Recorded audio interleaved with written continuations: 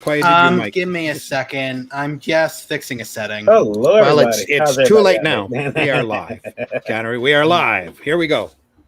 Hello, world. Hello. Yeah, I try to go live on the dot when I can, but that happens so little that I don't even go for that goal anymore. Come on in, everybody. Don't just stand out in the hallway. We can see you. Come on in. Welcome back to the train wreck you love. Yeah. There you are. And there's my guest, Mr. Russ Leach. Mr. Russ, how are you? Yep, just about awake. Yeah. This puts Edwin in the Ann B. Davis square. I like being in the middle, you know. I want all the attention.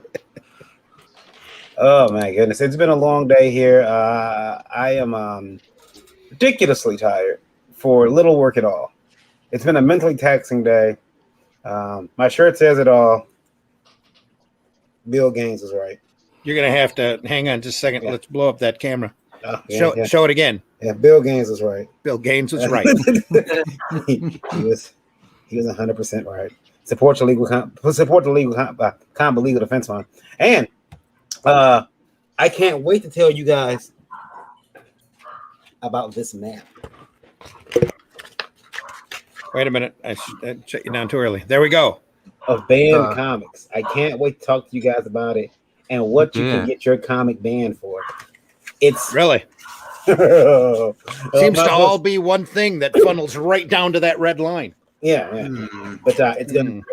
You guys will love it. You guys will love it. I'm telling you, it's gonna be awesome. I'm gonna hit the intro. We'll come back and introduce ourselves. Here we go. Got it. I got it. Get it. Sometimes I don't, but usually I do. It all started when I was 5. Actually, no, I'm just kidding. I'm stalling for time while I find it. I got it. Yeah, the professionalism is oozing out of this broadcast. Oozing. Yes.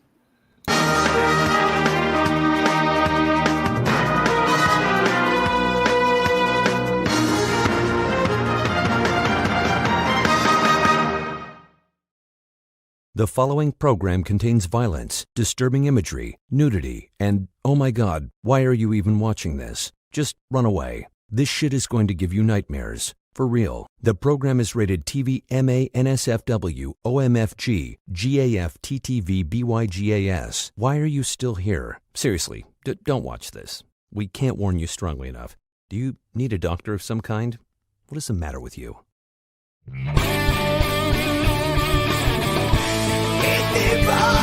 The difference is clear. It's a revolt the masses will hear. In the vault, let the people cheer. It's in the vault. The dust, the vault, the dust starts here.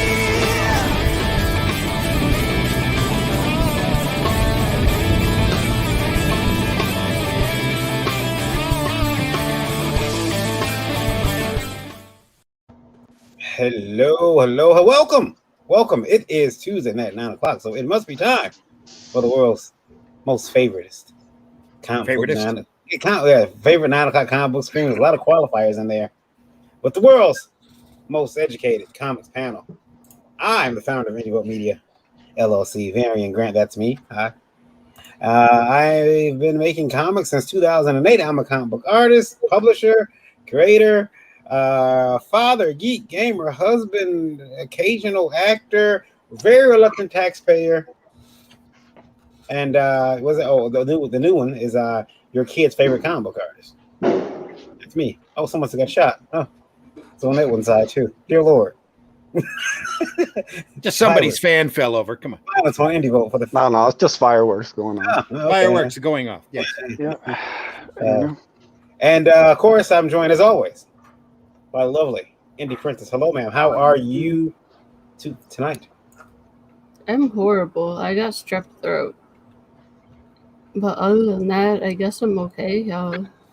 Yeah, I'm Lola, the Indie Princess. I am the EIC over at IndieVolt.com, and I'm the creator and writer of Lore, which is now in demand on Indiegogo. So go check it out. Sweet. And no shoe cam tonight. So It is too hot for shoes. too hot for shoes. I'm barely wearing clothes. Half of the audience just perked up. What? Barely wearing clothes.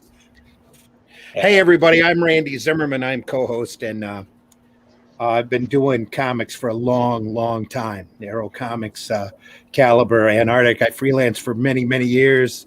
I mostly do commercial and advertising sequential art, and I'm working real hard now on resurrecting Arrow Comics 4.0 for the direct market. We're doing 4 titles a month for the retailers, available exclusively through Liberty Entertainment Distributors.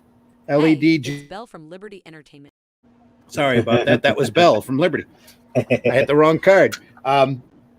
But yeah, that's what we're that's what I'm in the middle of now, and looking forward to getting stuff out. And I'm waiting to hear back from the printer to get the Indie Volt Revolt crowdfunding book in my hands, and so I can fulfill it and get it out to you. So looking forward to that. So just approved the proof this morning. So it was a lot of fun. Awesome sauce. I can't wait to see my story in that book, too. I can't wait for you to see your story in that book, too. Hey, everyone.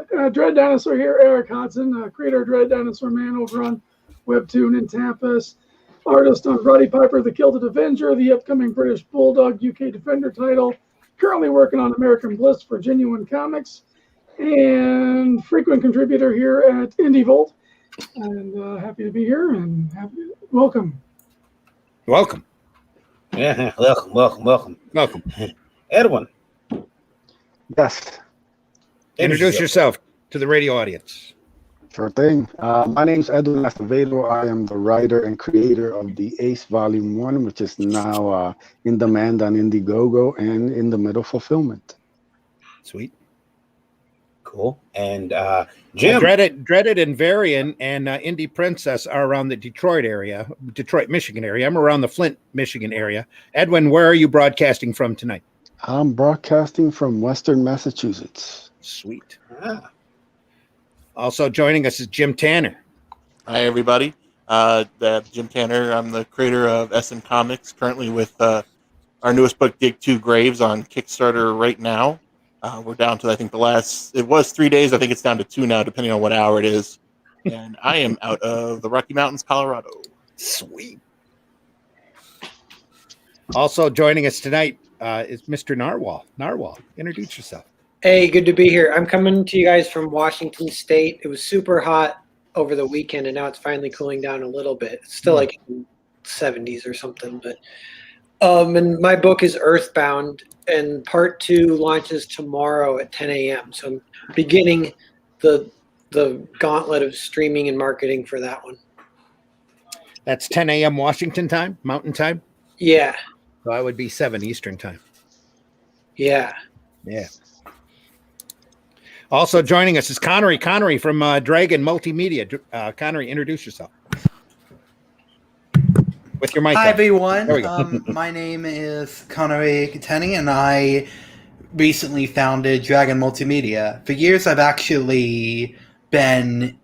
done several projects, including mostly grow animate mini films, and recently I've been dabbling into a lot more projects, including I'm actually the creator of a new comic called SHYFT, which we'll get into at a later time. I also come from the lonely state of Connecticut. Good old Connecticut. And finally, last but not least, staying up late just to be on the show. Staying up late just to say hi and be with a panel of fantastic creators and talent. I'm humbled. I'm Russ Leach. I've been drawing comics since 2010. Had a publishing art direction career since God knows when, an awful long time back. I did some work for Marvel, Cartoon Network, and the BBC, bit of Doctor Who. But I saw the light and decided to make my own comics instead. And then I bumped into this crowd of reprobates, and now I'm with Arrow Comics as well.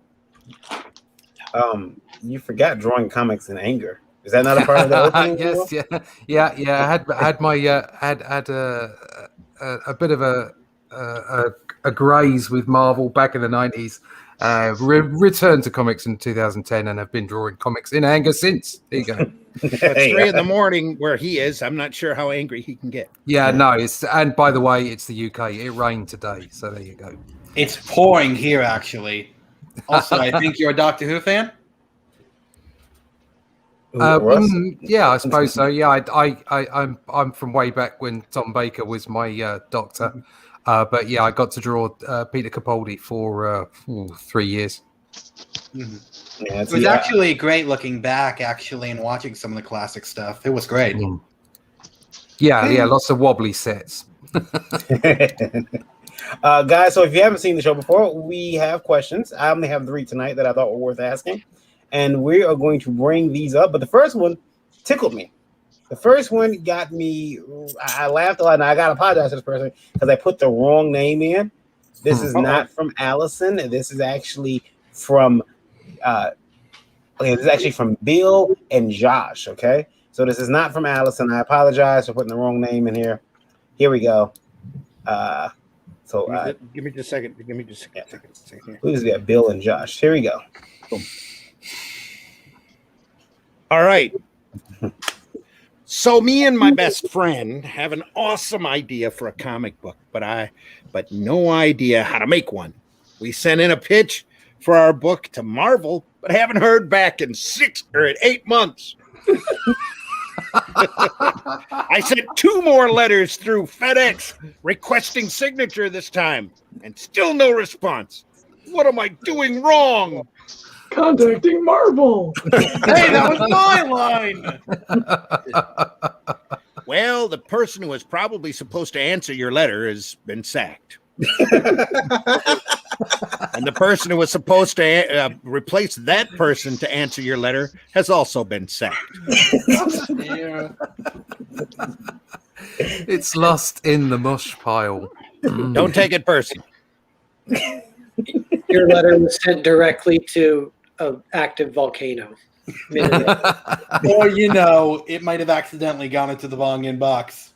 I think that I've heard this before though, guys. I talked to a gentleman. I was put in touch with a guy who, matter of fact, he's been on ESPN, like the Ocho. This is like one of the other ESPN stations, like where you stop counting how many texts you have. My favorite ESPN channel. He was known for being able to hit fastballs, and don't get me wrong, what he was doing was amazing. I watched him do it live; it was amazing. And he was like, "Hey, I want to know if you think there's a comic in this." Now, people tend to think that, look, guys, I got like 4 good stories in me. Otherwise, I got nothing. So I'm looking at, and he's like, "Hey, you think this would be a good comic?" And I'm like, "Yeah, I'm sure we could do a comic about a guy with like good reflexes and could hit a ball." And he was adamant that he have his baseball bat and a superhero. And I'm like, but he wanted like Superman's cape and everything. So I'm like, shit, I don't know. Like, how would a Superman flew down with a baseball bat? He's there to fuck shit up. Like, it's like, oh no, Superman has a bat. What's he gonna do with it? Pat Koala is that Koala? Yeah, Kawula. In the chat is absolutely right. In all seriousness, they don't accept unsolicited material. So we can josh backwards and forwards and be have some levity about this. But at the end of the day, they have rules, and the rules are they don't accept anything in the post. So don't bother. They've had had a rule for about the last decade of "Don't find us, we'll find you." Yeah, I mean, when I spoke to them, when I spoke to their new talent manager in 90 or 95, something like that, that was when I got given my opportunity. And back then, it was all snail mail. I wasn't doing anything with email. It was like I was writing packages and sending them off to New York. There was absolutely. It was down to him then to pass my work around the editors, and it never went anywhere. But now, when I came back in 2010 and thought, oh, I'll just pick up where I left off. It's like, no, That's not the way it works. You get, because the internet happened and everybody and their brother decided they would be able to make a comic and send their stick figures to Marvel. Marvel got pretty peeved about it and said, well, we're not going to do that anymore because everybody's contacting us. And they basically, had this approach of, go out and make a sound, go out and make a name for yourself. And, if we see you, we'll pick you up. Yeah. I mean, imagine that. But this guy kept asking me after I was doing this comic, hey, you think Marvel and DC be interested in this? Do you think they'd be interested? I'm like, no. No. Wait, so you actually made the baseball superhero guy? We started on it, yeah. And then he got mad because, I wouldn't, I guess he kind of wanted me to be his fanboy. And I was like, oh, you hit a ball. I'm not enamored by athletes at all. I don't know. I mean, unless they're wrestlers. But I'm not enamored by athletes at all. So I'm always like, okay. Yeah, see, if that would have been a Sting pitching your comic, you would have been. Oh, I'd have been all over that. Like, oh, yeah, let's do this and do that. And I'm going to rip off every issue of the Crow that I possibly can. Yeah, I would have done that left and right. But no, this guy was. He got mad at me, though. But yeah, we obviously didn't get a chance to push the comic to finish it because he just kept asking me, do you think Marvel and DC would be interested? Marvel, and it was always Marvel and DC, like they were the same company. No. Well, they might be. Yeah. One day. I feel like 80s Marvel would have loved that with all the Super Pro and all the other kind of gimmicky junk they put out back in the day. I tried to dissuade him. I told him, I said, look, you're 48-year-old black guy. You hit a ball really fast. What happens tomorrow if they pull you over and they find drugs on you or something? Marvel's never going to base a comic around a live person who could go out here and mess up. I just tried to dissuade him, but he would not listen. He kept wanting to get into Marvel and DC. Guys, this person here, though, I'd have told him that he had a great idea and to take it over to DC. In fact, I got a great name for the character, Batman. When you see stuff like this, though, does it make you sad that these people think that I gotta get over to Marvel? I mean, for Bill and Josh, guys, let's make your own comic. Yeah. Do it yourself. I'd say two things: either make it yourself or make it satire. Satire sells.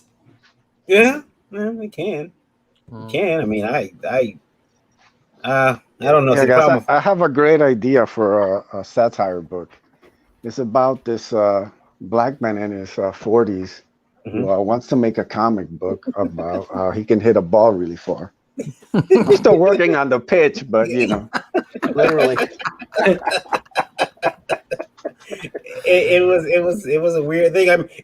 I knew the relationship was going to turn sour when he stopped me in traffic. Like, he found me. And I was like, hey, do you want to do business with me? And I'm like, I talked to you 3 days ago. He really wanted me to be like a fanboy, and I couldn't. So yeah, that didn't happen. But yeah, I mean, guys, these people can just make their own book. Why try to send it to Marvel? Why try to send it to DC? So they can cancel it in a week. Got to do a little more research into the market. Yeah, just a little bit. Just a little.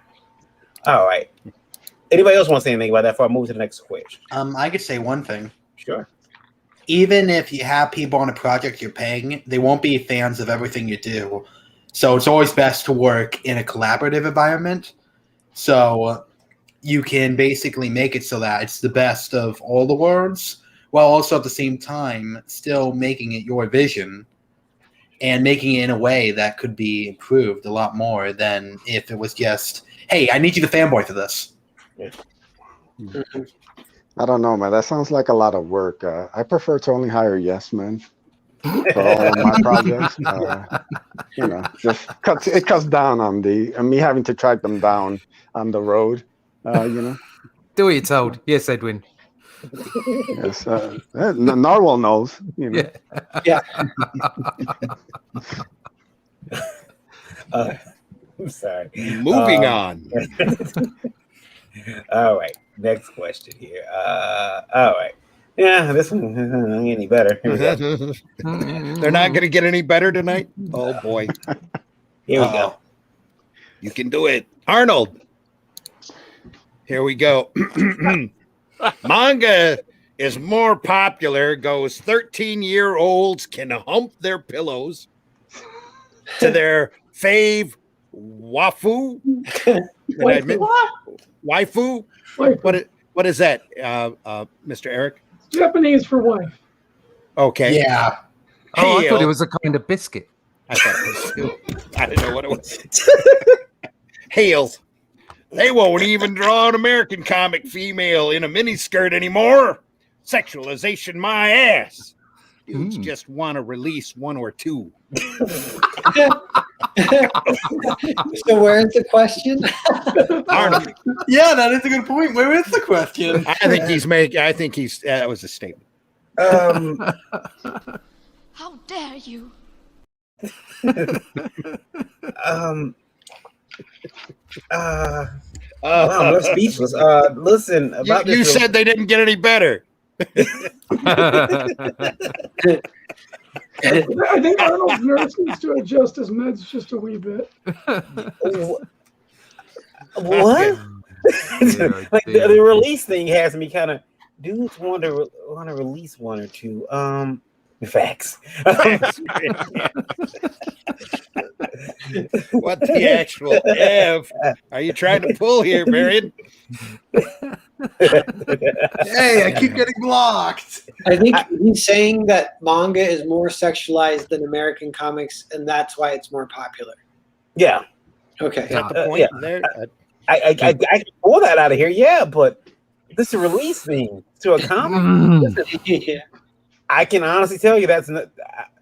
I went through puberty like everybody else, and I never choked the bishop to a comic book. Wasn't that why Power Girl had that window? Yeah, or was it air conditioning? Look, let's just admit the truth here. We know manga fans are weirdos. Let's just say it like it is. Like these weebs are out of control. They can't even control themselves. So they need a release or two. Unlike us American comic book fans who can control our urges while we read a comic book. I say ban manga and more American comics. That's my stance on this. I think we can all agree with that. That'll be on if you can hashtag ban manga in the chat, I would very much appreciate it. Yeah, that'll be on an Indie Votage t-shirt by the morning. I promise you. We'll credit you. If it's a hashtag ban manga. Yeah, guys. What do you think? You think that's why manga makes making out more money? Is that it? Who said no? No, I did, because I've actually read manga, and most of it is literally just action stuff. So it's literally. Oh, dang it! I keep getting blocked. Says Thank you, Russ.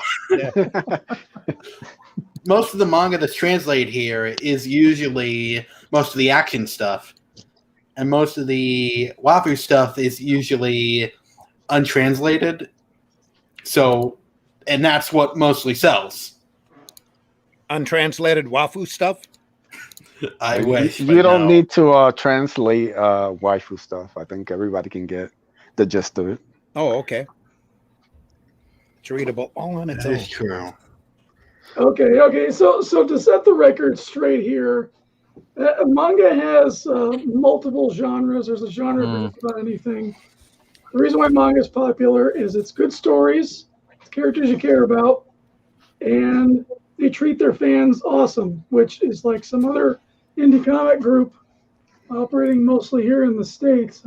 I think I've heard of it, but that's the core issue there. Watch your back there, Eric. Hey, we don't have to worry about somebody rebooting Fairy Tail or Dragon Ball Z, with a new issue number 1 in 5 years because their sales are down. It's a cohesive story going from start to finish, and that's what really hardcore fans want. They want something that's part of their life, that's going to stick with them, that they're going to grow up with, and that's part of the appeal. As far as the waifu stuff, that's a subgenre of a subgenre. And of course, that gets amplified because that's the people that look the weirdest. But Yeah. If your own stuff is trash, that's why somebody else jumps in and gets a foothold in your place, and that's exactly what Manga's done. You know, like it's bought it where other comics haven't, and unfortunately, corporate comics are to blame for that. My Hero Academia has done more for the superhero genre than Marvel or DC have done in the last 40 years. Well, let me think. 40 years? 30 years. I'll give you 30. We can meet there. Do I hear 28? I would say about 10 to 15, but at least. I don't actually read much manga, but from what I understand, it seems like it's very creator driven. So where people like a creator, the creator controls and owns the property. They write it almost throughout the entirety of the series. Like I understand the guy who writes Dragon Ball Z is the same guy who wrote it back in the 80s. Like the guy who wrote Berserker just died, or I think it was Berserker. Yeah, Guts, Berserker. Yeah. And people got really upset. Whereas here, it seems like a lot of the comics are more corporate driven. So you got 10 chefs trying to cook one thing, and it ends up being a mess. Where there, it seems more streamlined. Hail, wise guys, we understand if you can't stick around through the whole thing. That's why we archive over on YouTube. So, now, wise guys. Yeah, I will say in support of manga, which I really hate to say anything positive about manga, but you don't have to worry about them turning Goku into a coward who gets cucked by Gigi. So far, so that is one positive, but that's the only one. Manga's terrible. Let some American corporation come in and buy it and see what happens. Well, remember the movie? That American movie we made. We cucked them. We figured out how. Yep. We figured out how. Like, we're gonna make him a teenage boy in high school, and he's gonna be a dweeb. And hey, that movie is. Well, I could tell you, at least be happy. It's not a franchise literally getting drowned out by lawsuits. Sonic Comics. Those comics are. Those comics are horrible. Those comics. I mean, that movie was horrible. Oh, I'm sorry. No, I'm not going to replay in my mind. It's playing. I can't stop it. It's you have this when you were born in the 80s because we didn't have like instant DVD or instant streaming, so we had to play movies in our head. I never learned how to cut mine off. Back in my days, they come in big plastic boxes. Yeah. Oh, the pornos. They called them VHS. Yeah. Pornos too. Oh, please, Randy. You were reel to reel the whole time. Hey. I was working in a bookstore selling VHS tapes for $125 a hit when they first came out. So yeah. Good Lord. What that long ago. And that was patent. So yeah. Well, clearly we have never changed because now literally free films can cost just as much. That is about deep of Blu-rays now. I'm very weird. I won't let go of physical media.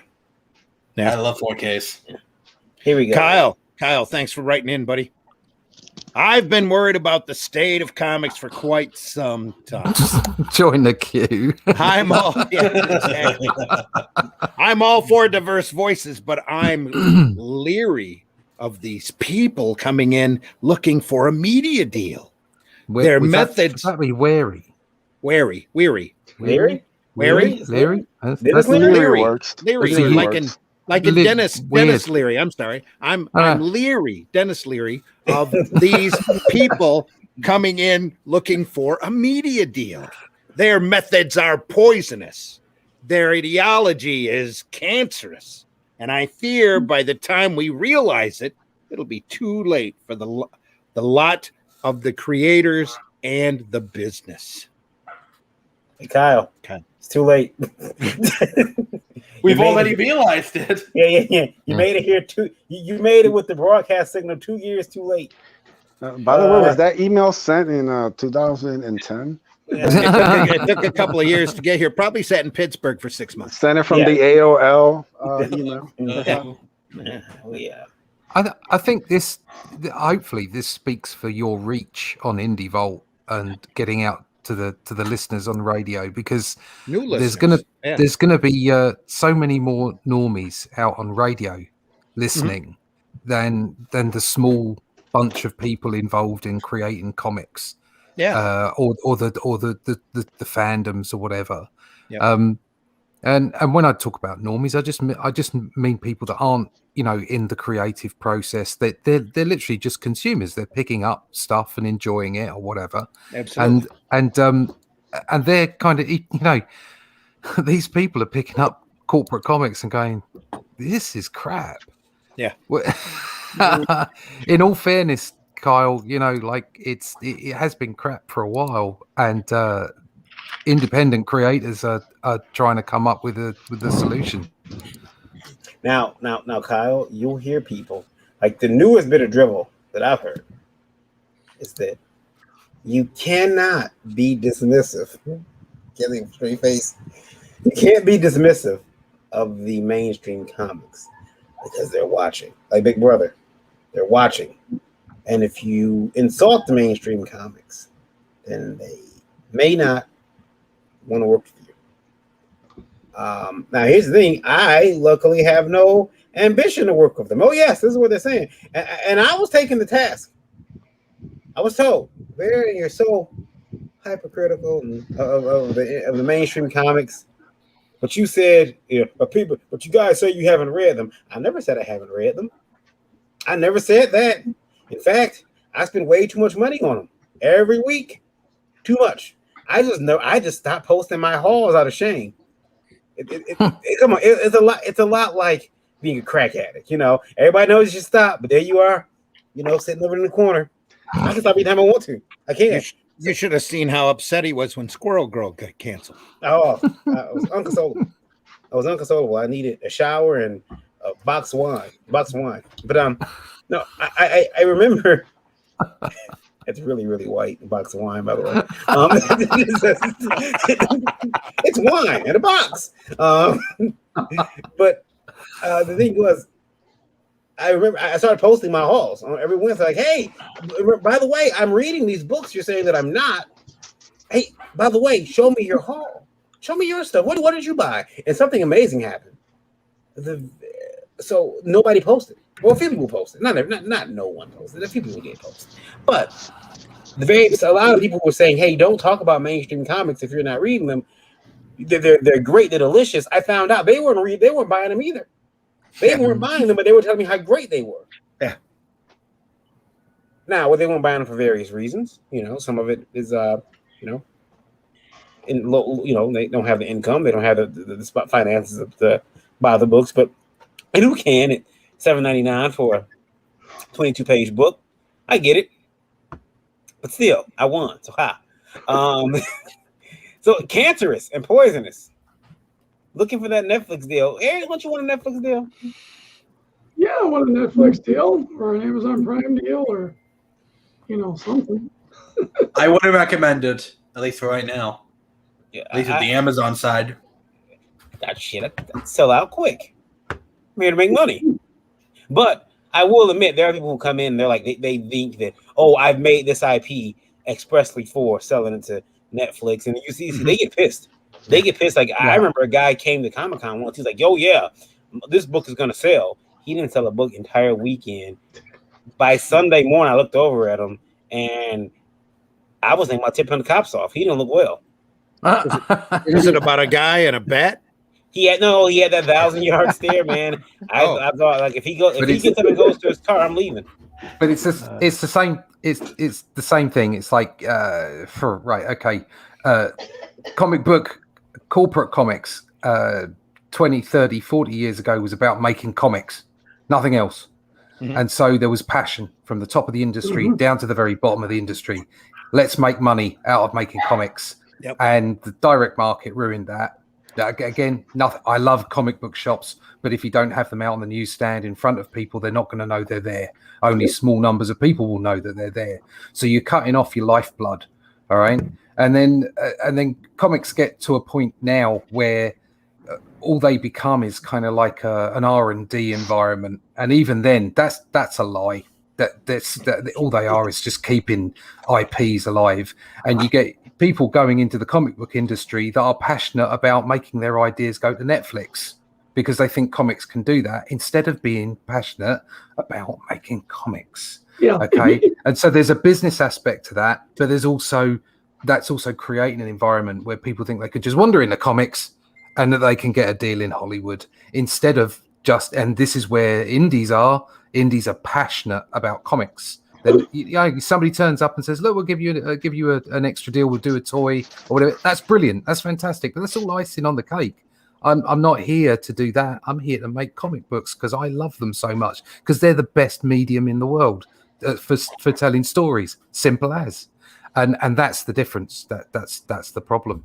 So you've got a whole bunch of people marching through, corporate comics, thinking that they can just turn up and go and work for Hollywood. And unfortunately, that isn't even true.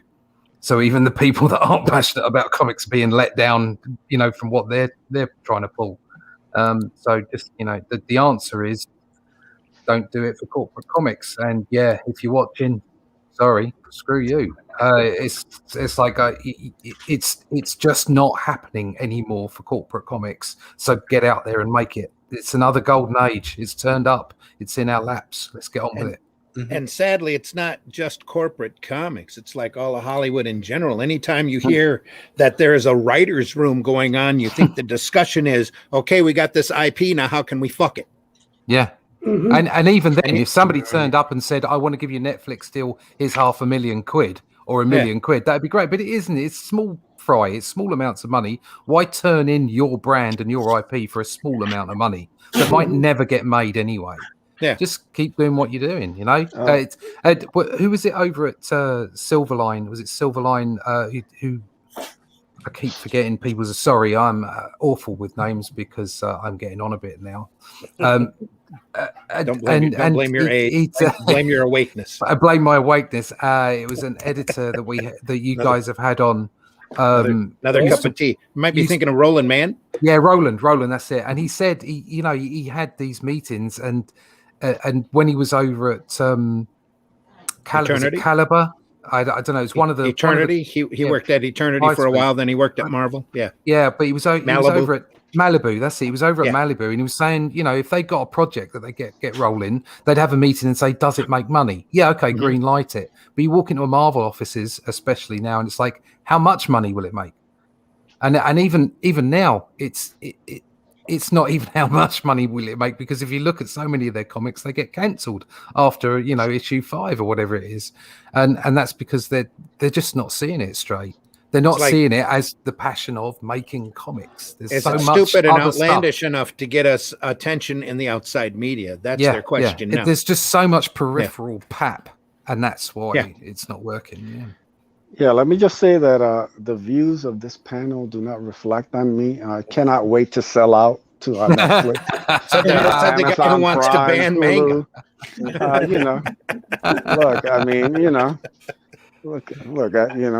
What can they say? Everybody's got a price. Slide in my DMs, Netflix.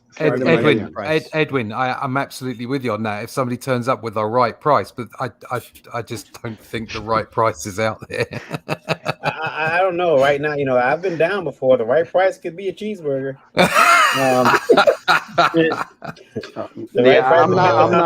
I'm not an easy date though. You will have to get the zeros up. Listen, we all know Edwin's not easy. I'm getting pissed because I'm watching the 7th zombie from the left charge $30 from Walking Dead, charge $30 for a picture at Comic-Con. And I'm like, and he has a line, and I'm like, who is this show? Well, who is it? And he's like, yeah, I played the zombie that got decapitated in season 1. I was on screen for 5 whole seconds, and they're making money. So my idea is this: if I can create a property and sell it, I'll make residuals on the con circuit, like Virgil. But Virgil's not a good example. I forget I said Virgil. Hey, he's getting his money one way or another, whether you like it or not. Virgil will get his money. He knows where you live. Yeah, and I will also say, the only thing worse than manga fans are Walking Dead fans. Please address all of your comments to Edwin Acevedo. Let's face it, the TV show was good for one season. all these people hanging on to it like it's still good or completely in denial. They're like Game of Thrones fans at the end of the last season. We knew it was going to be a train wreck. You people were just in denial. So no, you only have yourself to blame for watching this garbage. Hang on, I thought Sonic fans were the worst. No, Sonic fans are awesome. Mario fans are weirdos, though. Everybody knows Luigi is the best. Don't start talking bad about Transformers. Varian will come to your house. Oh no, I'll get Joe Ball to come on here and talk about Transformers if you want. Dressed as a Transformer. Well, yeah. See, yeah, we'll go over that later. I did want to say though, thank you guys for listening to Indie Vote Radio. Indie Vote Radio right now. Download the app, folks. It's on Google Play. It's on Alexa. It's on TuneIn, Stream. It's also on a URL on our page. If you go to indievote.com, we'll hit media player. You can listen in live. But I want to thank you guys right now. 67,900 listening right now. 67,000. Yeah. Thank you guys for listening on Indie Vote Radio. Appreciate it. Now, what's our country of choice? Right now, we are big. We're really big in China. We actually really big in China right now. I was hoping you could say we're big in Japan, but yeah. No, we're really big in China. I think it's his fault. Yeah, China, we're all Ireland big in too. Japan. So, yeah. Thank you guys for listening on Indie Vote Radio, and you can tune in on Indie Vote Radio. Download the app. Download the Indie Vote Radio app on Google Play. Now, it has been having some errors though, so I've been getting some feedback that there's been some problems with it shutting off. Some of the playlists are starting to. I need to get in there and take a day and just get in there and start working on some stuff. But rooting around. Well, yeah, I'll send Lola to do it. I won't do it. Yeah, send the Indie Princess in there to go in there and fix stuff out. It actually stopped broadcasting, guys, the other day for a couple of minutes. Oh, maybe a couple of hours. Question for you guys. I had a thought. I had a thought this morning. And I thought to myself, I said, what if my brain did hurt after thinking, Lola, smart ass.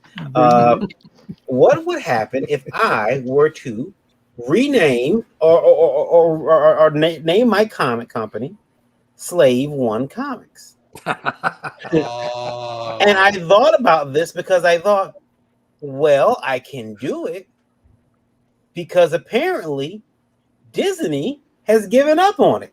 They don't want to be attached to the name anymore. They're going to change Boba Fett's ship into Boba Fett's starship. But here's the thing. If they're not going to use Slave One anymore and I want it, and they sue me, do I get to do the face? Do I get to do because they can't sue me because they don't want the name, right? Yeah, that's a good idea. Get the brand recognition. Right. So I want to be Slave One Comics. And if they get mad, I'm going to do the same thing that a good friend of mine did when the Lions went 0-16.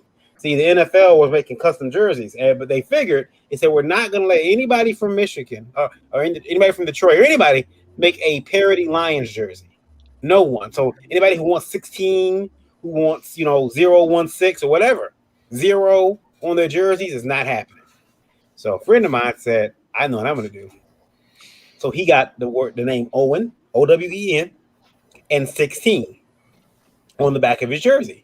Sent to the NFL shop. 2 weeks later, though, he got an email. They said, hey, we can't print this. This is it's 0-16. He says, what are you talking about? That's a commemorative jersey for my great-great-grandfather who was in World War II. He shot down 16 enemy ships. His name was Sergeant Owen. Well, the sons of bitches sent him the jersey. They were like, oh, okay. Here. So my thought was this. You know where I'm going with this? My thought was this. If they tell me you can't be Slave One, I'll say, yes, I fucking can. Because my great-great-great-great-granddaddy was the first slave off the boat. What do you think? Yeah, you're gonna mess up some brains with that. There's gonna be some mental gymnastics. You can't tell me he was the first slave off the boat, and I want the name. They can't stop me. I'm doing it. I want Slave One is mine. Don't shake your head at me, Lola. It's happening. That's gonna be interesting. It's happening. It's happening. Don't ship me to Randy. No one can hear you anyway. I mean, you might. Don't what to me? What? She's shipping me to you. I'm busy making a Indiegogo page for my new comic. Slave One. Slave One. Oh no! Is it spreading or something? See, yeah. It's Why mad, not? They let's don't see, want it. mad scientist creates girl. Yeah, okay, never mind. Yeah. Sexualize that one up. That'll be great. I'll make Destroy it. itself. Yeah, pretty awesome. No one listens to me. Got all the great ideas. So speaking of great ideas, by the way, guys, IndieVoteAwards.com. Creating contests creating chaos wants you to know that you are now canceled. They can't cancel me. I'm uncancelable. You don't know who I got a am. wheelchair right over there. You cancel a guy in a wheelchair? Impossible. Impossible. I'm uncancelable. I'm the Teflon Don. Mark Hodges is in the house. Good morning or good afternoon or evening, Mark. Hello, Hope you're doing well. Comic-Con. Guest will be. I'm talking like Yoda. Guest will be at at Grand Rapids Comic-Con. Guess we will be. Yes, Yeah. Use your Yoda voice when you do that. I don't have a Yoda voice. I sound really stupid when I do it. So that is not Yoda. That's something else. I don't know. See, what the Michael hell that looking is. for more work. That's a Slave weed O-N-E. voice. That way we can assign a meaning to the letters. Sure. Yeah. That'll be great. There goes your trust fund. Well, we're all rooting for Slave One Comics. There we go. It's happening. You guys don't know. Any vote radio question for you guys, and this is from Kevin. Okay, this is from Kevin. Kevin says, "How important do you think it is, guys, to have your own website now in the land of social media?" Very important, because your own website, for the most part, you can put what you want on it. There. Very. Everybody's shaking. For all of our radio audience, their heads bobbing up and down. Right? What is that? Well, I just took a class on this bullshit, so even though you have your social medias, that doesn't matter. You need a website. People are going to go to your website. They're going to look for a website, and it'll just make you look more professional in the long run. Agree. Because too, especially how Facebook is, they take down all of your links. They take down stuff that you don't want, that you need, and you're screwed. Yep. So at least on your website, you can keep it up there, and no one can mess with you. They'll choke out your visibility at the drop of a hat. Mm-hmm. I promise that I will talk about this poster that I got. It is about banned comics. Now, this is for libraries. I got this from the Comic Legal Defense Fund. Libraries prohibiting certain titles is a constant problem. I'm gonna blow up your camera to the full screen here. And as comics become a more important part of today's library environment, they are increasingly vulnerable to challenges and bans, especially because of the medium's visual nature. Below are some comics that have been challenged, along with the library's reasoning. Okay? Sure. So, let's begin. Amazing Spider-Man Revelations. You know it was banned for one reason. You know what that was? It was by J. Michael Straczynski, John Peter Jr., and Scott Hanna. Anybody? Anybody? What did you say, Lola? Unmute your mic. I can't hear you. Sexual content. Sexual content. Yeah. Yes, sexual content. Batman: The Dark Knight Strikes Again. It has been banned for 3 reasons. Those were the strikes again, by the way. No, I'm not gonna say that. I was gonna say something. It has been banned for offensive language, unsuited to age group, and bigotry. Wow. That was the kicker for me. Bigotry is an actual term on this list. Randy, could you blow me up? So there it is. There it is. Offensive language, unsuited to age group, obscene images, violence, nudity, bigotry. Yeah, that's the light blue line that you can barely read. Okay, you guys are in America, right? So do nipples count as nudity and sexual content in America? Yes, it will. Yeah. Rubbing somebody on the shoulder counts as sexual content now. Bigotry, sexual content, drinking, smoking, drugs. Here's the next one, by the way, which I guess I'm guilty for all the time. Anti-family. What? Wow, that'll get you banned in a library for being Hold anti-family. on, whoa. So depiction of homosexuality will get you banned in a library? Yes. Which book was that? The book was Stuck Rubber Baby by Howard Cruz. That was a long time ago. I bet it wouldn't get banned today. You think? Yeah, they have drag queens reading to children in libraries now. Yeah. How old is this Times movie? have changed. No, but so Bone is in here. Bone was out for drinking, smoking, and drugs. Wait, Bones was banned? Bone by Jeff Smith. Oh, come on. I literally figured that comic out by literally renting it from my elementary school library. Yeah, see? Look what that chart is bigoted, mate. Absolutely. Ban that chart. Edwin will love this one. Dragon Ball. Banned for violence as well. Banned for being manga. Violence and nudity. Nudity? You know, I was going to rip this list apart, but after this, I think I side with the librarians. They're down with the hashtag ban manga. So, we got to sacrifice Spider-Man. Hey, No thanks. No thanks. Is anybody You don't do Bone dirty like that. Is anybody familiar with Mouse from R. Spiegelman? A mouse would be, as they would call, problematic because it depicts real life. Yes, it got hit with 2, unsuited to age group and bigotry. Yeah. Now, that's outrageous. The bigotry in the comic was because the cats were Nazis. Yeah. And they were depicted as the bad guys. Well, that's like that guy that wrote in with a question that said he'd put a bad guy running after a homosexual boy and calling him a horrible name, and the printer wouldn't print it. Yeah. You had that story, which again, like, every private company has got the ability to say, I'm not doing something. But just, it's completely lost, isn't it? The nuance of having a story whereby you're showing bigotry in order to highlight the fact that it is bigotry, is now being banned. Yeah. Also, to say, what? Also on the list, Neonomicon, Persepolis, which should be banned for a lot of other reasons. Pride of Baghdad, which that book made me cry. What the hell? Sandman, Side Scrollers, Stuck in the Middle, Stuck Over Baby, Tank Girl, The Color of Earth, and Watchmen. Watchmen got kicked off the list because Watchmen is for unsuited to age group. I don't know what that means, but it's got a small blue wang flapping in it. So I was surprised it wasn't banned from nudity. Also, Fun Home, Ice Haven. That's because you compared it to. Never mind. In the Night Kitchen, League of Extraordinary Gentlemen, The Black Dossier.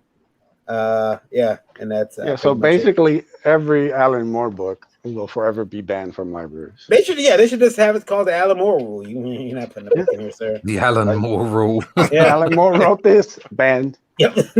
Who wrote this? That Moore guy? Imagine that.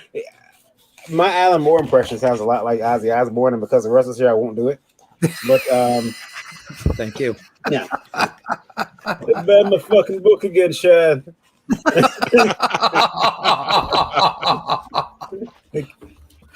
Fucking American wankers, I fucking hate them. Anyway. Okay. Yeah, that was hideous. Yeah. Let's look at some good comic books that haven't been banned yet by the library. Yeah. I keep telling Randy, run for president, he can get a library named after him, Fiddle with Comics, but he won't do it. He has no taste. The run for president so you can get a library named after you, and you can fill it with comics. My wife won't let me run for office. Oh. She says I won't win because I'm too opinionated. Well, that what we're calling it now. Can't possibly run for office if you're a decent human being. I'd be honest. Yeah. So let's take a look at Mr. Narwhal's book. Now, you've got Earthbound 2, sir. Yeah. And right now, the coming soon page is live. Yep. It's going live tomorrow at 10 a.m. Pacific time. So it's right on the cusp of launching. And I'm going to do some giveaways too. So on the first day, anyone who backs on the first day, you get entered to win a hardcover of part 1, which there's only 500 of those that got printed, so very limited edition. And I have like 100 of them left or so. So there's a few for sale with the campaign, and I'm giving away a few. And I'm going to do a stream tomorrow on my YouTube channel, which is just Narwhal Books. And if you're in the stream, that would be the best chance to win it, because usually only about 20 people are watching or so. And so then one of them, so there'll be 2 books there. And then a third book is for anyone on the mailing list, which is right here that you can sign up for. By the way, everybody, if you see Eric lost power, we've been having some rough weather here in Michigan. Eric's about 25 minutes from me, so if a storm took him out, it's a good chance that if I drop, you guys know why. Now, Earthbound Part 1. Are you guys getting bad weather down there right now? Yeah, we got some thunder and lightning. It's been raining on and off, but well, they've been downpours. Yeah, the wind's bad, but it's a little worse here, but I'm still able to stream, so take that for what you will. It's not that bad. So if I lose power, but Randy, you got the board if I do lose power, so yes, sir. And then I can put some contingencies in place just in case you lose power too. So Earthbound 1. Now I see that here you have sign up for a chance to win a copy of Earthbound 1 hardcover. But in the campaign, will there be an opportunity to get the first one? Yeah. There's going to be a second printing, so there'll be infinite availability of the second printing of part 1, and there's going to be just a combo buy too if you want part 1 and part 2. They're both about 130 pages, so between the two of them, which is the full story, like the complete arc, and it's pretty thick graphic novel when it's all said and done. It'd be like 260 pages or so. Cool. That's 260 pages. That's a lot of book. It's a lot of reading. Yeah, I started drawing it when I was 30, and I'm 35 now, so it's been a long time. It'll be the first big epic book that I've finished kind of ever. So. How many pages were you doing a day? I can do like 1 a day, but then other things come up, and I did some other books in between and stuff. So. Yes, yeah. 1 a day sounds like a dream to me. It's not happening. I can't do 1 a day. I'm lazy. So this launches tomorrow. What time? 10 a.m. tomorrow. Yeah. Is that Eastern time or? Pacific? No, that's Pacific time. Okay. That is actually what is that? I think 10 o'clock our time. Okay. Right. Pat corrected me in the chat anyway from what I said earlier. Okay. It's I'm looking forward to it. Now I did sign up for the mailing list, so I'll know when it goes live as well. Now tell us something about Earthbound. What's it about?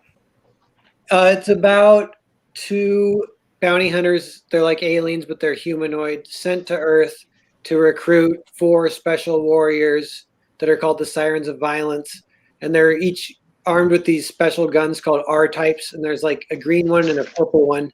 And anyone you shoot with the gun, they like join your team. So you could conceivably come down to Earth and shoot the president of the United States, and you could kind of take over the world if you wanted.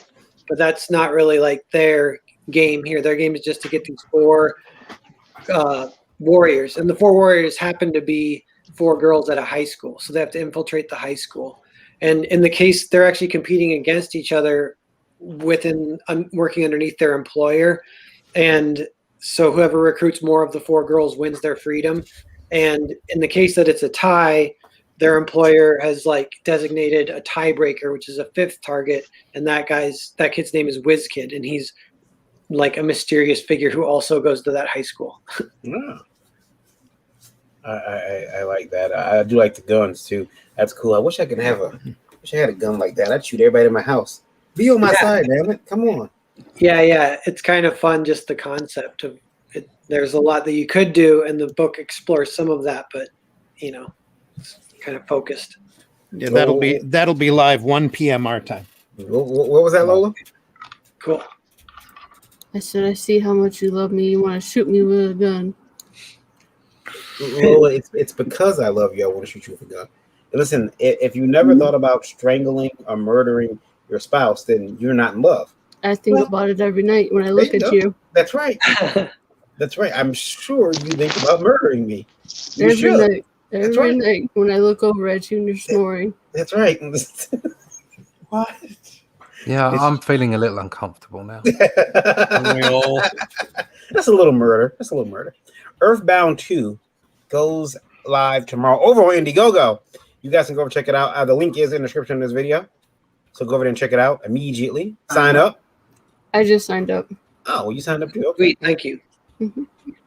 And I think I'm pretty sure I got so many books that I have not read yet, but I'm pretty sure I missed out on the first Earthbound. So I will check it out. We did. Okay, so I will check. You know, the problem is I say that and then I go look through books. I'm like, oh, I do have it. So yeah, I will check it out. I do like that. Now, any perks that you want to maybe leak out that's going to be in this campaign? Just the combo to get everything, and then there's going to be shirts. So I've been learning screen printing, and that's been a real fun process. And I was a little nervous I'd figure it out in time, but I did, and I've been posting photos on my Twitter account. But it's just very simple. That's one thing I love about screen printing, though, is that it kind of has to be simple. So it's just Earthbound in red ink on a black shirt, and that's what I'm selling. But I screen print them all by hand. They're all slightly different. And it's pretty cool original shirt to own. So those will be for sale too. I think I'm going to do 200 of those. So we'll see how many of them sell. It looks cool. I just looked at it. Nice. Let's see here.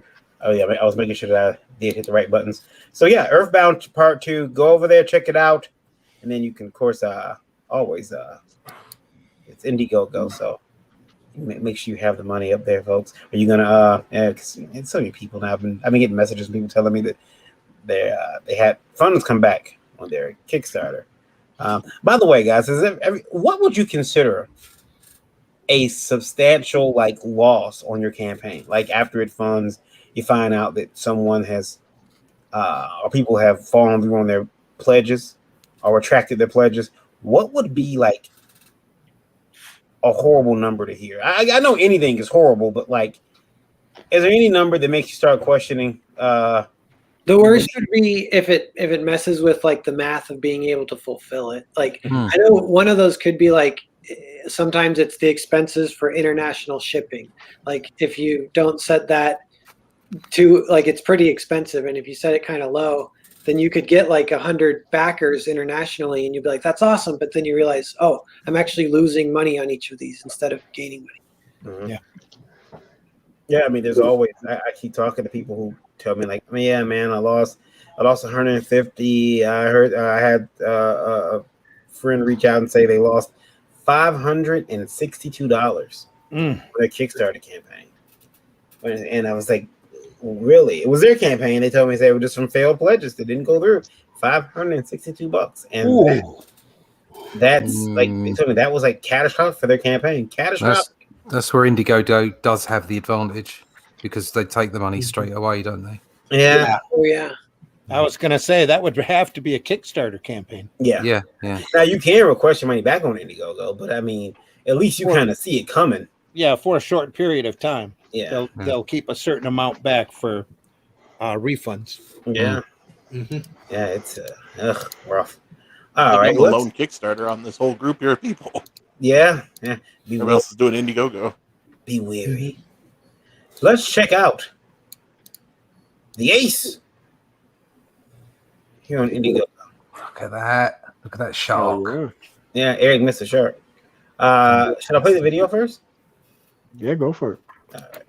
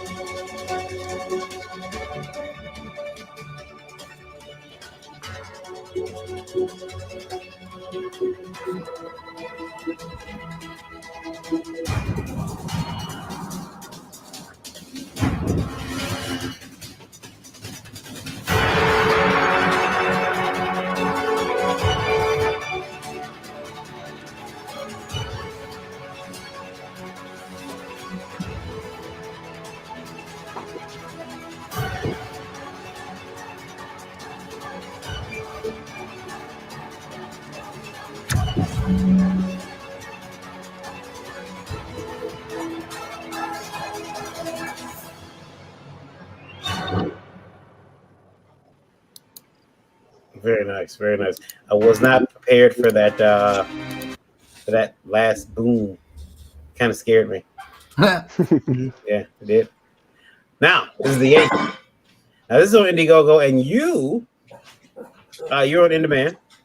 Yes. $6,675. 190 sir. backers.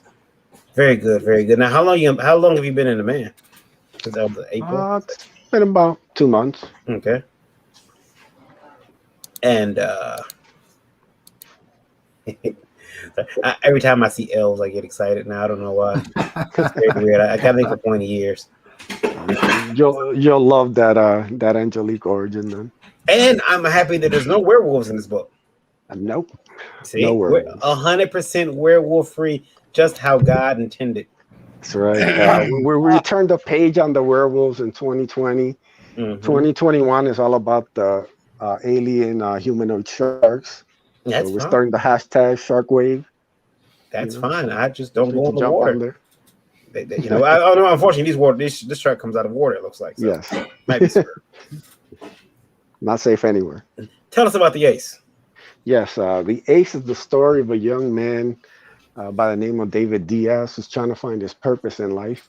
And one day, as he's going home from work, he sees a shooting star crash land in a park nearby. And when he goes to discover the wreckage, he finds something there that grants him the ability to transform into an armored being of immense power. And the main issue is about David, who's had the armor for about 6 months or so, ends up being tracked down by Akula, who's the giant shark creature, who's an intergalactic bounty hunter who wants the armor for himself. So they have to throw down and, see who wins. Cool.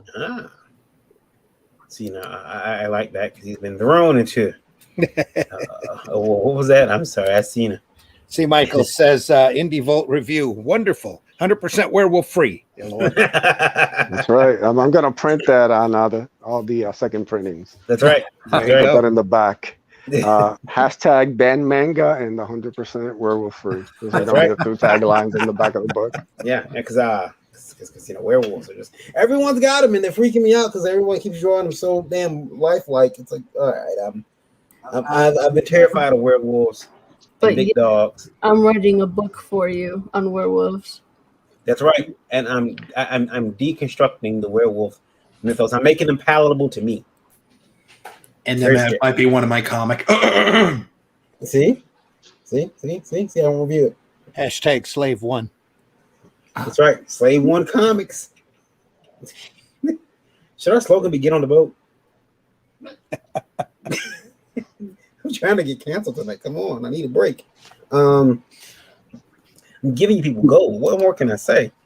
I only said one horrible thing, and it wasn't on air. I instantly felt bad about it. I still cringe when I think. How long is it going to be in demand for? It'll probably be in demand for the next couple of months. Probably by the fall, I'll shut it down and start mailing list for volume 2, which I'm currently working on. With Ibai Canales, my artist, he just sent me the first 3 pages of the book. So, the process has begun again. Awesome. Yep, and we're in the middle of fulfillment right now. I think I'm about more than halfway done sending out packages. So, cool. So starting to get done. I see a couple different tiers here. Is that original art there? Yeah. Yes, sir. Still have some available.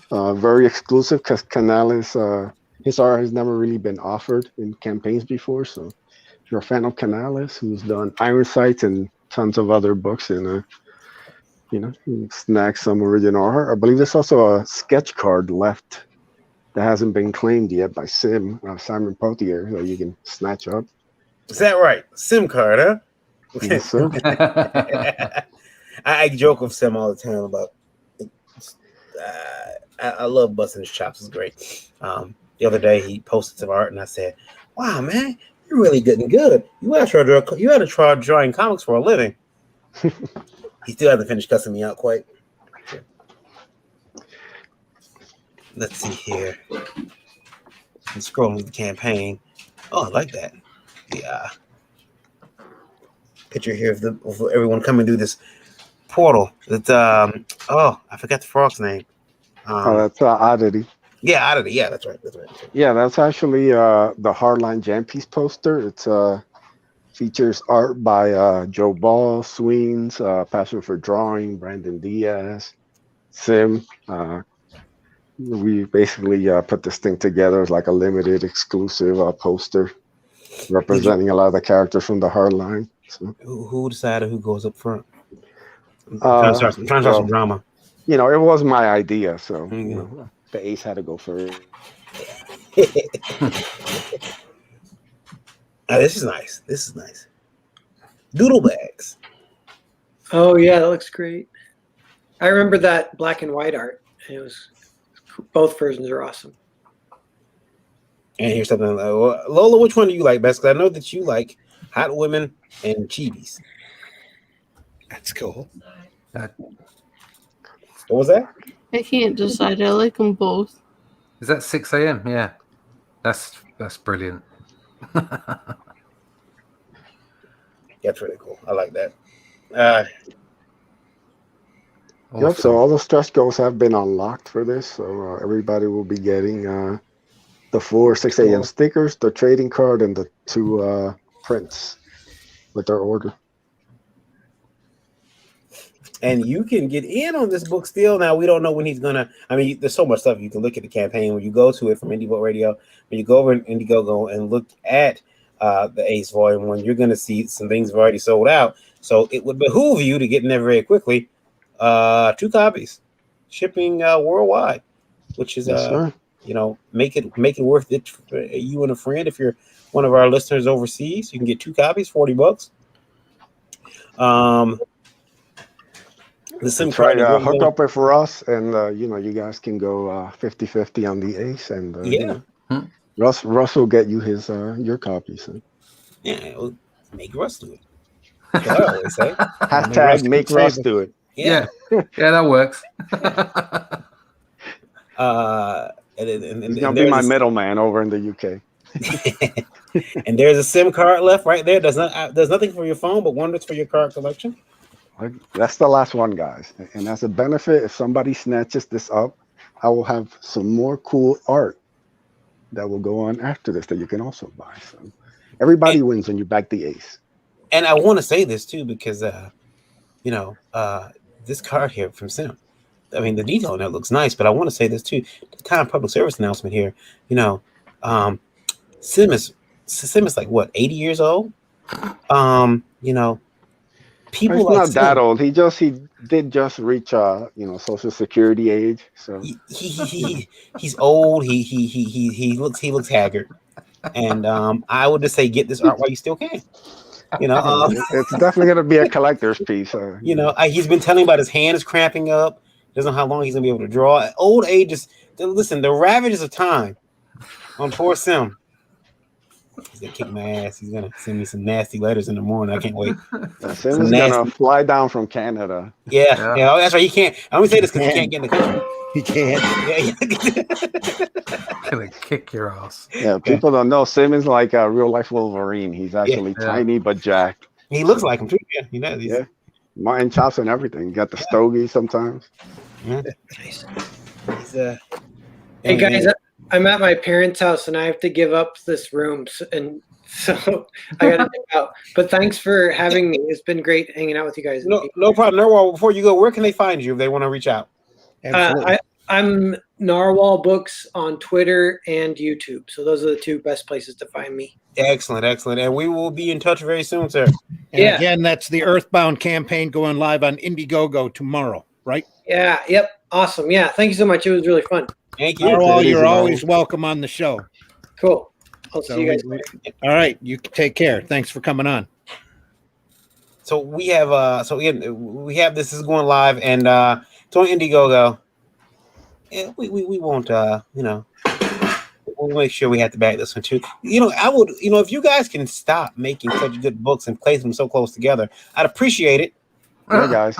And if you can't wait for Earthbound 2 and you just like are in Indiegogo around, you're like, man, just can't wait till 10 Pacific time. You can go and back the ace, and it'll make you feel so much better. You'll be able to sleep like a baby, and just know that everything's taken care of. Yeah. Let's check out the work of Mr. Connery. Now, your book is also a sign-up page. Yep. It's SHYFT, and you bring it up now. SHYFT issue 1. So sign-up page. Look at it, how cute. Tell us about SHYFT. It is a sci-fi comic that I drew an inspiration from with my little dog Bean. And over the course of a couple months, there was a bunch of concepts I had. There was a prototype story for SHYFT at one point when it was spelled with an I. Oh my God, that one was terrible. But after months of research and development and getting everybody on board for all the pieces, we were finally able to fully make it a reality. And this version of SHYFT has the talents of Ringo, who is my artist. We also have the colorist, who is Ringo's friend. Writer Michael Odin, who was one of the early hires. And we also have a guest artist for a cover, which I don't want to give away because we're still working on some things. And it really is a passion project because I always love to tell stories, and this was one I wanted to tell for a long time. And I'm happy to see it come to reality. So the plot line is, for issue 1 is, let me pull it up. In a universe filled with creatures of all kinds, a new type has arrived. Secretly, a group of shapeshifters, called Shifters, have been transitioning to Shioba for quite a while, looking for a new home. However, a group has crash landed. Worse, multiple shifters have been attacked from the same few people, Sunny being the recent one. But what could they be planning, and what do they want with them? And what's being crowdfunded on the pre-launch page is issue 1. It is a 23 to 25 page comic, as we're still getting most of the art still finalized. And due to that, once we get everything set up, we're looking at a late July, early August launch date. Now I like these character designs. Now, who's the artist on this again? Ringo. His Twitter is Ringo_draws, I believe. Let me just double check that.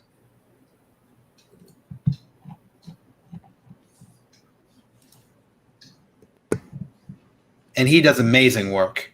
Yeah, it looks pretty cool. I like. He does the coloring too. That's his friend Enigma. Okay. Now, if this goes live, when this goes live, and I'll make sure I signed up so I can keep up to date. Like I said, so many campaigns launched. And I'm also having an issue. I don't know if anyone else is doing this too, but I'm having an issue getting emails about when stuff launches. Like they're not going into my email.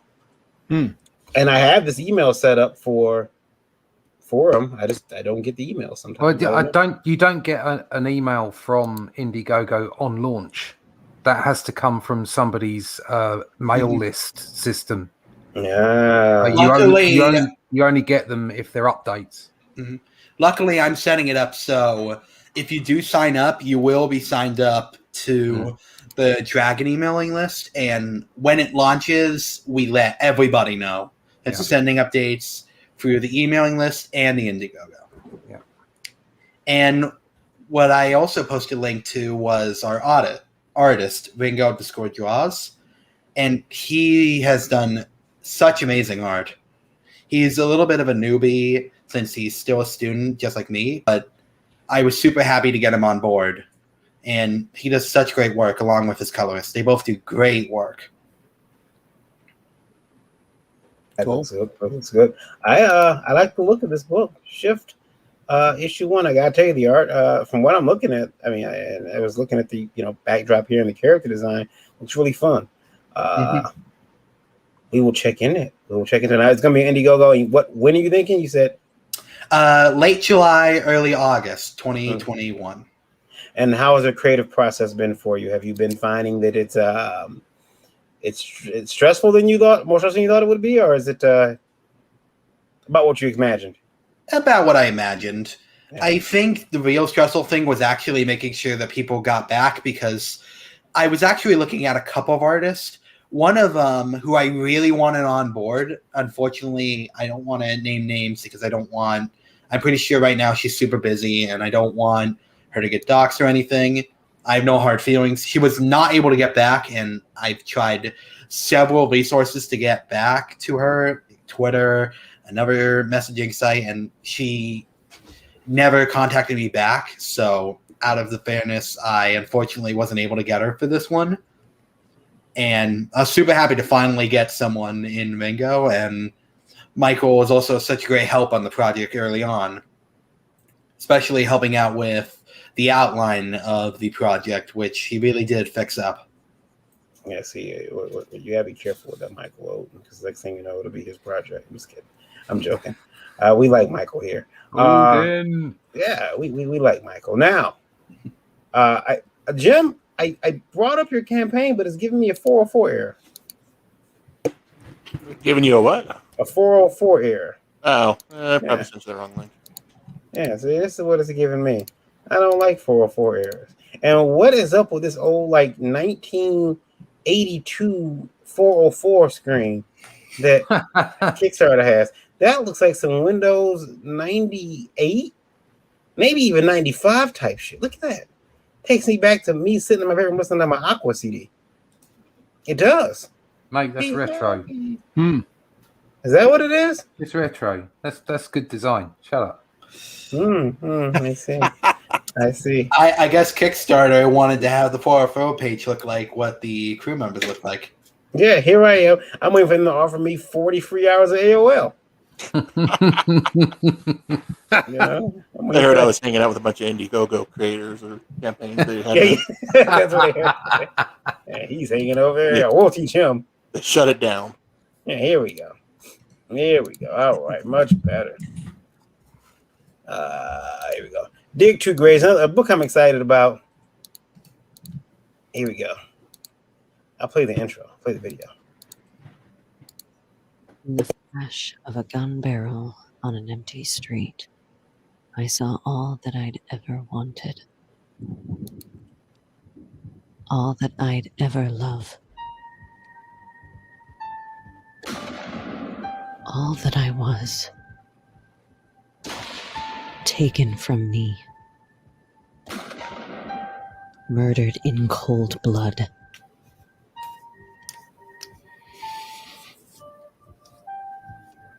They'll beg for death before I'm done.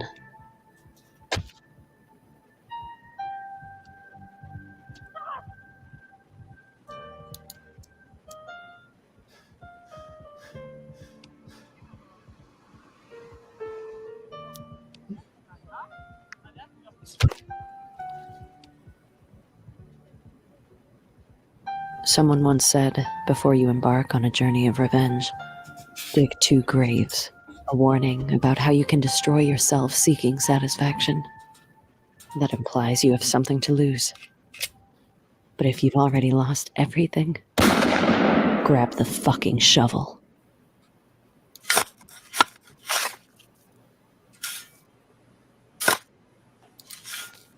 Dig 2 Graves over on Kickstarter. Now you got you passed your goal. $4,561. Well, that looks really cool. 70 hours left. So and the home stretch. Yeah, you're closing in on closing this out. Yep. Almost there. So we've been trying to get updates and everything else out and spamming all the favorite sites. I'm sure people keep seeing that from me. Who's entered my chat? It's Luke Stone. There we go. Yeah. So you got and the book looks good. I like the voiceover. Yeah, I was really happy with how that came out. So I just found a voiceover actress on, I think it was Fiverr. And, she was great, and so she gave us like multiple takes, and we edited to which ones we liked. So it's a great resource, Fiverr. I did a trailer and got several voice actors, and it was surprisingly good value. Yeah, I was surprised how many people are on there. Yeah, the voice actors are about the best thing you can find on there. I actually got a animator who did a motion animation for the advertising and maybe cover art for SHYFT, and I also was able to have him do some intermission scenes for some live screens we do for Dragon, and he did such an amazing job. Excellent. Cool. Now, Jim, I have a question for you. A question that when I read it, I was besmirched. Besmirched. Yeah, I was besmirched. I've said it can't be true. That's what I said. I screamed it just like that. I said someone had to hack his Kickstarter. Can't be true. I know he didn't write this. Someone wrote this on Fiverr for you. That's what happened. It says Jim Tanner. That's you. Yes. Okay. Since I've been writing comic books since I was a kid. Is that a fact? Yes. In fact, I killed off Wolverine in my first comic over 25 years ago, long before Marvel. I stopped. Jim, I was hurt. I was hurt. I couldn't believe you wrote such a thing. What do you have against Fun? Well, yeah, I mean, at the time, he was my favorite character, so I thought, what a great way for him to go out. I don't actually remember. I think it was Cyclops who killed him in that story. So, excuse me? Yeah, I know, right? Cyclops killed him. Yeah, but I mean, if you read further, I point out also that book was only like 7 pages long in total, so it wasn't much of a story. Jim, how long have you worked for Fox? I think it was before the last X-Men movie, though, so I stopped before that one. I see. That type of thinking you got right now will get your job at current Marvel, but I don't like that. I don't like that. Let me see. You can't kill Wolverine. He's my favorite character. Like ever. He came back to life in the last panel. He what? He comes back to life in the last panel. See, Jim's a visionary. Yeah. So I skipped the whole prep of killing off the character, making you wait 6 months, and bringing him back. I did it all in one issue. Does he run Cyclops doing and then take Jean? I don't remember, actually. I don't believe it was that in-depth. I think it was mostly just straight action, and then at his grave, his clawed hand like pops through his grave, because I really wanted to draw that. Jim. Still have it? I have a page from it somewhere. I have a collection of my art from my childhood up to, I think, late high school. So some of that's in there. I like to see this propaganda, this anti-Wolverine propaganda you drew. Oh, it would blow your mind, the art in there, I tell you what. Now this did you draw this, Jim? No, I wish. It'd make my life easier. No, so my drawing kind of petered out at a certain point. So, no, I hired a great artist named Von Randall. He did the pencils and inks. Right. And then Kevin DeCastro, he did the colors. He worked with Vaughn on a couple other books. And actually, Vaughn got me in touch with him because I guess he really likes working with his style. Well, they're spectacular. Well, the pencils and the inks are gorgeous, but the colors are really making it pop, aren't they? Yeah, it really does. I mean, I had originally went with another colorist for the first few pages, and I showed him to Vaughn, and he was like, "No, those really aren't working." And when he showed me what Kevin does, I was like, "Oh, yeah, I can see the difference now." So, yeah, it looks really good. Let me see here. Yeah, Vaughn's great. Like, so like I've said in some places, so Dig Two Graves, I originally wrote this in 2008, the first book, and it was actually drawn, and we did a Kickstarter for it with a totally different artist. And I liked the way it looked, but there was a bit of an issue with deadlines, and it took a really long time to finish everything. So we started, or I should say I started over, and that's when I found Vaughn, and I actually had Vaughn go back and redo the first book. So with Dig Two Graves Volume 2, it's his premiere, I guess, of that book. But for anybody who backed the first book a few years ago, they'll get a new copy of the book that he also drew and colored, well, that we had colored. So that way everything meshes. So the art's going to remain the same throughout the series. Cool. And right now it's planned for 12 issues, so it's a completed story, and it will run its course. And I don't know if I said, but yeah. So basically, I'm a big fan of the 70s, 80s revenge movies. Like Mad Max or lesser knowns like Rolling Thunder, things like that. And I wanted to take that kind of gritty 70s, 80s revenge movies, and then kind of give it a newer twist with a little bit of dash of noir in there. So get a little bit of the slow burn story. It's very dark. I mean, obviously in the trailer you see, it's violent. There is, some nudity. There's cussing. So, but it touches on darker themes. So we wanted to kind of make that apparent. And we have a lot of great different covers, so it doesn't necessarily come through in every cover. But we did those for just the campaign to give a lot of variety for everybody. They look good. I like that page with the ambulance. The amber lamps. Sorry. Every time I see an ambulance now, I say amber lamps. I don't know what's wrong with me. I like the tricks of the perspective here. Yeah, that one I gotten a lot of feedback. People like, that's so like they can relate to it. And I'm like, well, that's good. You can relate to a panel without any context of the story. That's got to be a good sign. And this is one of the variant arts. So we had this one. Or I had this one, and it wasn't going to be a cover or anything, and we were just throwing it out to the people who had already backed. Would you want to see this as a cover, or would you want like a little print, or whatever? And the people were saying that they wanted a print of it, so we threw that in there as an option. That old boy you were talking about. Yeah, that's the horrible guy was talking. He must have heard me talking about him. Who snitched? I think he might have been on my Twitter again. Yeah. I think he might have followed me. Sim, is it true? Is it true that you're getting ready to retire from art? That's what Connery was saying before you got here. He said that you were preparing to retire from art. He says that he heard that you had to put Bengay on your hand after every page of comics work. He told me. Yeah. Yeah, right. If I said that, I wouldn't be here right now. Varian with a massive spoon. That's right. Sim, thanks for joining us. I would just like you to not go back and listen to the beginning of the stream. There's nothing for you there, brother. You're good. I like this print. She's fallen to her doom, by the way. I like how characters nowadays can still look straight ahead, like without like much emotion while they're falling to their deaths. Because I know I'd be freaking out. Like I think they're confident of saving themselves. That's why. See, when I do a panel like this, I want to make sure there's a wet stain. Oh no! There's gonna be sheer terror on the person's face. I'm defecating myself all the way down. Oh no, the shit list. Look, please leave that stuff for the freaks over in the manga. Don't ruin this. Sorry, Edwin. Sonic did it first, so it means that all the comics have to. Well, the way manga's selling, maybe we should do that a little bit. I don't know. I have a character named it's from my comic called Catharsis, and the main character Connor becomes a superhero after a while. And his name is Connor. It's me. And but he becomes a superhero, and his superhero name is Fuckboy. Because I couldn't think of any better name for him. But what? Fuckboy.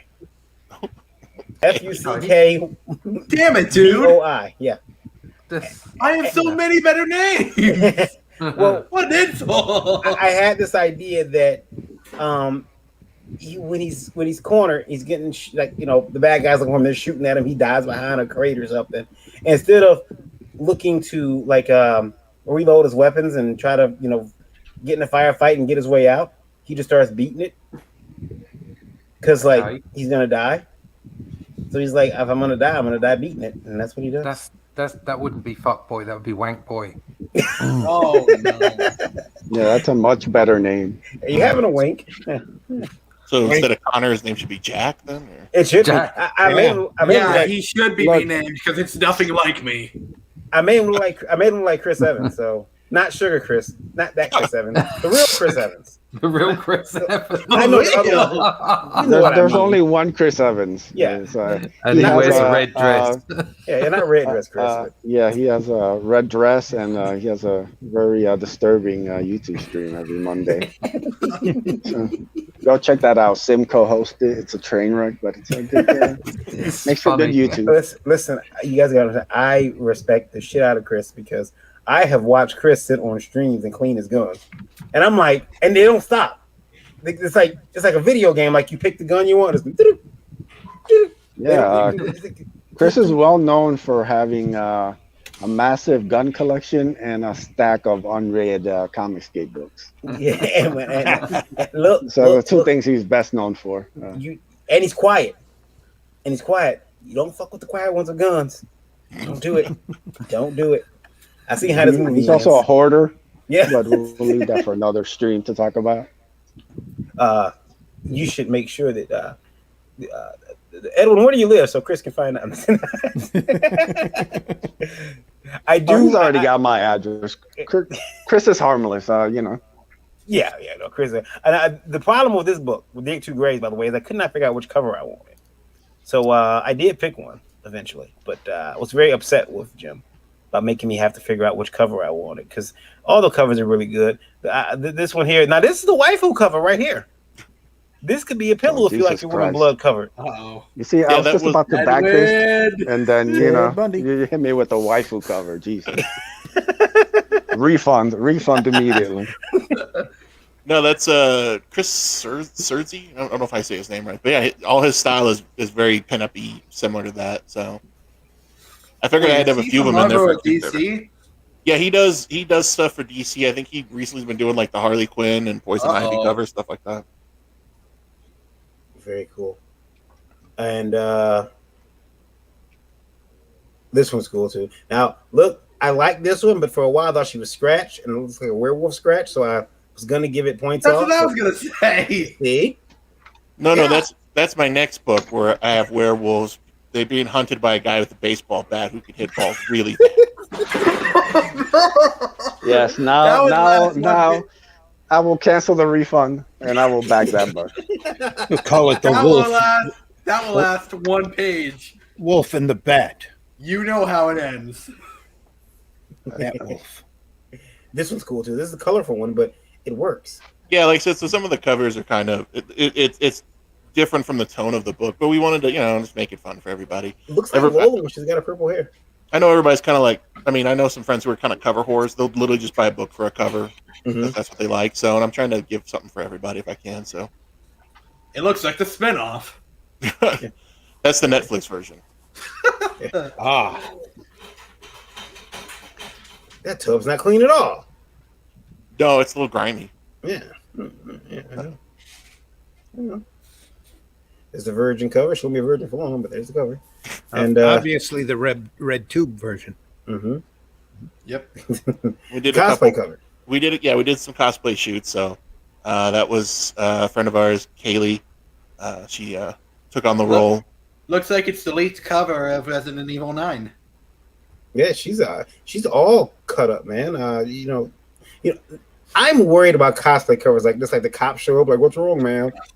And it's Colorado. You can conceal fairly easily. So yeah, you should have said so. I forgot it's Colorado. Everything's legal in Colorado. We're out in the mountains smoking weed, shooting guns. They don't care. And this is our nude/non-nude variant. So I found an artist. He actually was doing another cover for me for the other book we're working on, and then I had him do this one as well. So I had one of those. Is the one with the werewolf and the bat and the baseball bat guy? Yeah, there's a werewolf back there. I actually do have a cover with a werewolf on it, even though the book doesn't necessarily have a werewolf in it. That's what the artist added. And I was like, oh, okay. But I'm gonna have Batman. It looks like Edward's common is spreading. Yeah, it's everyone's gonna start calling them variant covers. Would they put werewolves on them? The variant cover. It's gonna be wow. I'll curse you all out. There's a nude cover. Woohoo. Yeah, that's the nude version of that cover. So then, like I said, I love his style. So very like kind of painted style. So very cool. And then I think now we're into the poster / book. Vincent Verticola, if I'm saying that correctly. I love his work. He's did a few for me, not just this book, but on another book that's in the works. Sounds like the Lola name, Verna Catola. I think he's Connecticut. I know somebody on here was from Connecticut, so I think he is. So who knows? And There's a lot of stuff on this campaign. A lot of fantastic art. I mean, that was the hardest part, trying to figure out what I wanted. Yeah, I'm like the poor man's Brian Padillo or whatever. So he's got thousands of rewards. I got my sad version of it. Like, I'll do as many as I can. And then that was the redone book 1. And the main covers for book 1 and 2 are done by Wilton Santos. Mm-hmm. He does right now. I think he's working on one of the Star Wars books for Marvel. I have him doing. He's doing my covers. He's doing. He's actually already getting ahead doing covers for the next few books.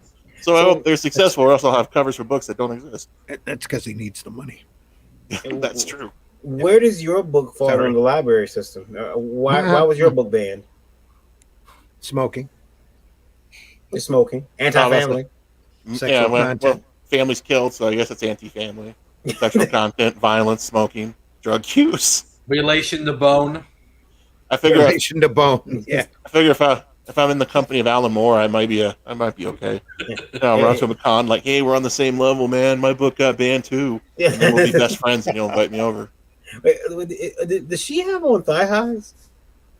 So or just garters? And that, so for each, like for the drawings like that, for the most part, I gave the artist, open season. So just draw it how you want to draw it. So she doesn't have a set outfit, so that's why everything she's in is slightly different. Yeah. So those look like just boots, but yeah, the released calf high. So yeah, well, because it's like, well, no, there's like a band on her thigh, garter band on both thighs. Oh yeah. Yeah, I'm a leg guy, so I'm always looking at legs, cartoon legs. I'm a fucking weed. So I'm looking. I'm like, wait a minute. That's a hot look. It's a hot look. Let's see if we can see if we can bring that to reality. Bookmarks. Bookmark. Everybody's favorite stickers and bookmarks. Yeah. No door hangers.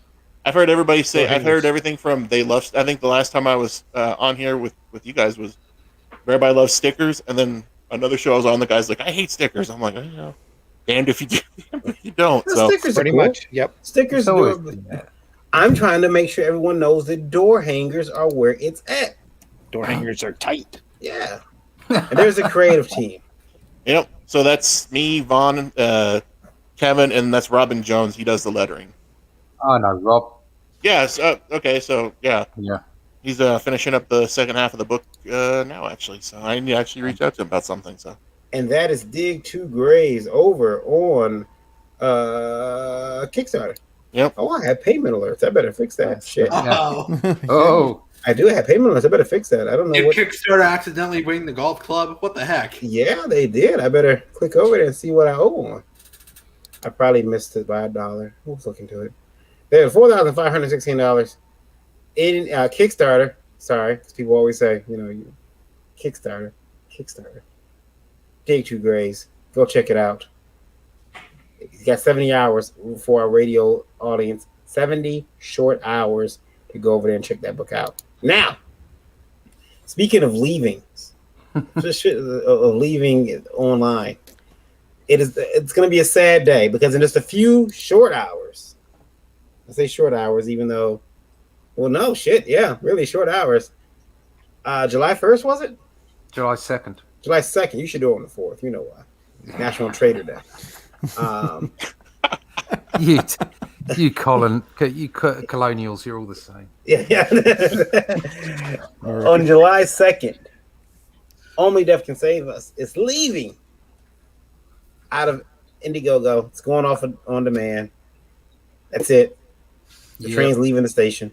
Choo choo. I'm sorry, the choo choo got But me. the choo choo. Russ, how much have you had to drink today? A lot of tea. It's But, it's a Tea- quarter to tea 5 with in the what? morning for Russ. Yeah. Come on. I'm pretty knacked. Yeah. Punch drunk is what we call it here. Punch drunk. I've not Yeah. drunk any punch. I'll promise that. So for you Indiegogo guys, since you were talking about what's the advantage of having a book on there for so long and taking it off? Why not just keep it if it acts as a store? Well, they start charging more for the in demand, correct? Yeah. Yes. Well, in demand, you pay the same fees. You just pay a bank transfer fee once a month, whether you like it or not. But that's okay if you still got steady growth. It's worthwhile. And then you take it off. You can't, as far as I'm aware, you can't have two running at the same time. But I mean, I'm going to be doing book 2, and the campaign for that will start in September. So I want to pull this down now so that I can, start generating interest in the second book.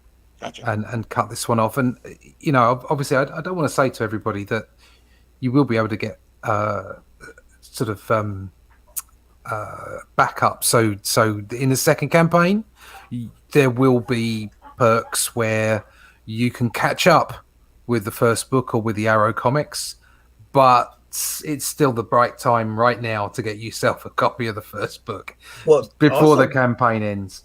Also, because some of those things that came with this one won't be available anymore. You're running low on something, right? Exactly. Yeah, there's stuff in here that you won't get with the second book. There's some lovely guest artist prints. We've got the postcards still available. There's a print that I did as well, which is basically a gift to the backers. But something that will be available for the next campaign will be a Preston Acevedo print. I might actually bring that up for you now. Actually. No relation to Edwin, right? I have no idea. I don't think so. Where are we? Artwork. And that will be basically a thank you to the people that have backed me for the first campaign. So there'll be a secret perk that I'll email out to people, and they'll be able to get that. So I'll just share that with you now. Share screen. Share screen. There you go. So this is the print. It's better not be porn. No, it's not. This is the print. So look at that. This is absolutely gorgeous. He did a fantastic job. Mm-hmm. And he's it's great seeing other artists, produce your characters. And he just sees Dee and Chrissy completely differently to the way I see them. And it's wonderful. Absolutely gorgeous. So if you back the first book, or if you're in my email list and you have, by being there, you've obviously supported me. This will be available to you. It will be available to buy as an add-on in the campaign, but obviously it will be available to those people for no extra cost. So I'll be doing that. So definitely get in there and get this. Look at this print. It's gorgeous. Yeah, that is a lovely print. If I share some other work with you at the moment, so what's going to happen is because of the way the timings were, I couldn't get everything into book 1. That has ended up with Arrow Comics, but that will all be supplied in book 2 to my backers. This is one of the pages from the Arrow Comics. So it's this kind of stuff that you'll be getting. So it's sort of based on classic Bronze Age stuff, bright colors and cosmic lunacy. And there's going to be even more of that going into the second book. I've got a writer on permanently now, Rick Hoskin. He's worked for Disney and Marvel, DC, all those kind of people. He knows what he's doing, and he helped me out with the first book with dialogue and a few plot points. And this time I basically sketched out an arc of exactly where the 3 books are going and where book 2 is going specifically, and he wound up the plot for me, and I'm actually putting thumbnails together for that right now. As well as working on the Outliers book for Joe Fulton. So that will be ready. I'll be ready to go in September. and we'll get another book delivered in January. Cool. So it's working really well. This I'll just show you this other one. I'll hide that. This is a spread from there as well, and it's all the influences that I've had over my career, and over a lifetime of reading comics, and it's all in there. Someone's got to watch you ink this. You ink this live. I did ink some of that live. I inked the characters live, yeah. Now all the new book will be traditional artwork. The original book had some traditional artwork in it, but most of it was digital. But I've kind of changed the process now, so I work pencils digital, and then I do traditional artwork. There'll also be more content, so you get that content from the Arrow comics, but also from the second 3 Arrow comics there will be content that you'll get first in the second book. So it's available to basically both audiences. I'm really excited about getting it out to retail and getting a bigger audience that way, but obviously I want to make sure that my backers get the premium version, and so they will get extra content and they will get exclusives. And like as you've seen with that great pin-up from Preston, there's also going to be one from Ink Spots as well, and I actually have somebody approach me who is a Marvel legend who will be doing one as well, so I'm absolutely excited for that one. I don't think I'll have any Doctor Who stuff in it this time because I ran out. Effectively, I got cleaned out of the Doctor Who stuff, but there'll be plenty of other things. I think I'll be revisiting 6 AM comics as well to do chibis of the other characters, because that was very popular last time. You could put a bunch of... Never mind. I was going to tell you what to put as extra in there, but never mind. That can go in the bin. Never mind. Yeah, you can tell me off air. This is 66 pages of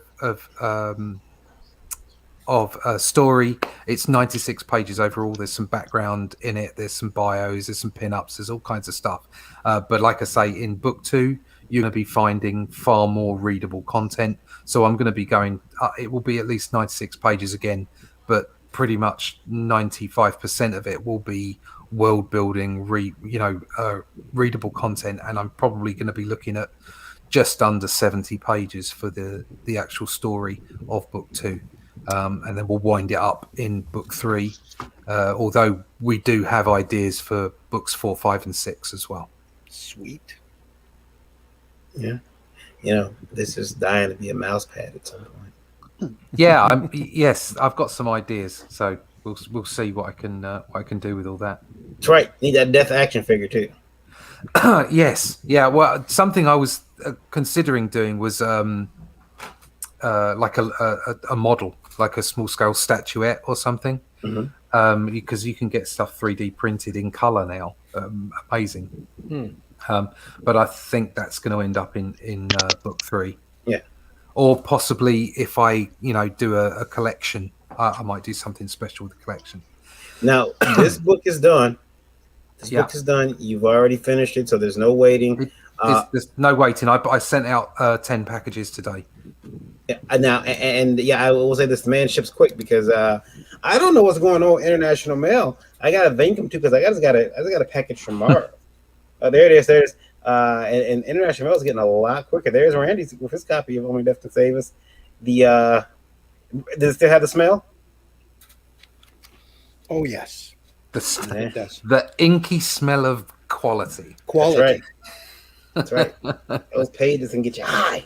They should make a candle with that smell very often. Yes. Yeah. It's actually pretty cool. So, I got another book. That had the same smell as us. Oh really? Oh good. Yeah. So I think you guys had the same printer. Yeah, Or use the same paper style. Yeah, printed at Mixam. I requested there was no coating on the paper, which is why you can smell the ink. But it's not newsprint. It's obviously a better quality than that. But it's got that feel to the book. It's got that kind of in the 90s, Marvel and DC were doing one shots quite a lot, and they were doing glossy covers with uncoated paper, and that was pretty much the effect I wanted to get. And it came out great. Mixam are a brilliant printer. And, that's why Mixam is a great sponsor too. Yeah, great sponsor, and they did a grand quality job. That's right. Yeah, I would suggest anybody to go to them. So, and guys, he has a featured tier, $35. Great Britain pound. Yeah, 35 great British pounds or $48, and you get those 5 prints. You also get the postcards and an extra print, like I say, that I've thrown in. So for that, you'll get the 4 postcards, 4 Horsemen, the book, and 6 prints. Actually, that's what you're going to get on that. Yeah. Then you got the 2-book version. You can give a book to a buddy. And that it's a little bit annoying. I wanted to keep it under I wanted to keep it at the $25 mark, but I got fooled with the current currency conversion. At the moment I hit the button, it was $25, and then the currency changed. So I will be guaranteeing that it will be $25 next time round. So I'll be dropping my prices for book 2. Yeah. Okay. And then you can make Russ draw. You can make me draw. Yes, often that happens. People put sharp implements to the back of my head, and I draw. Draw nerd. That's how it happens. It was kind of cool being in school though. On there, okay, you should be drawing today, and there all of a sudden you're the most valuable player. Yeah. You're like, I'm not drawing anything for you guys. Only Death Can Save Us on Indiegogo only for a small amount of time. If you like He-Man and the Masters of the Universe, if you like Jim Starlin from the 70s and 80s cosmic action, if you like old Fantastic Four, Galactus tales, Thor, that kind of stuff. That's where this is at. That's where the heart of this book is. It's good fun, cosmic action. Yeah. Only Death Can Save Us, folks. Go over there and check it out. Only Death Can Save Us is a Bronze Age-inspired cosmic fantasy romp, bringing together action and pathos as the ancient elemental known as Death leaps from his ethereal retirement to help a young soul protect her loved ones, a world, and even existence itself.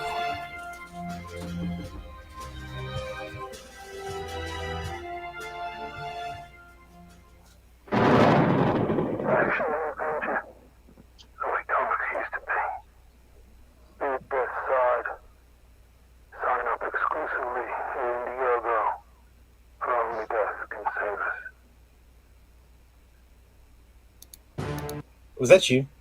I was just gonna ask that. No, it wasn't. No, I got voice talent in for the trailers. Okay, I was gonna say, because is that your American version? Was it your accent? Because you've done better on the show. No, that wasn't me. No, no, I mean like your American, because when Russ does an American accent, it sounds like this guy's. It sounds like it's only there because I was on Indiegogo. Go over and check it out. We were joined by Luke Stone during the. Yo, Luke. Just creeping in, checking out things. What do you want? What are you gonna do with that? I may be medicated. Oh, imagine that. Maybe. How medicated? Yeah, incredibly medicated. For me to be here tonight means I'm medicated. Guys, Luke, do you want to show your book? I know you still got a little time left. We can. Can you put it in the? Could you put it in? Oh, you can share it. Go ahead, you share it. Oh, you want me to share it? Yeah, that way you control, and I can sit back and begin the process of wrapping up the show. And what is this? What is this? What is this?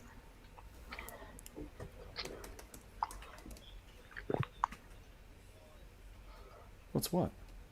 I'm messing with messages on my. While he's looking that up, we could probably run an ad for the Indie Volt Awards. Sure, let's run it. Let's do that. Here it is.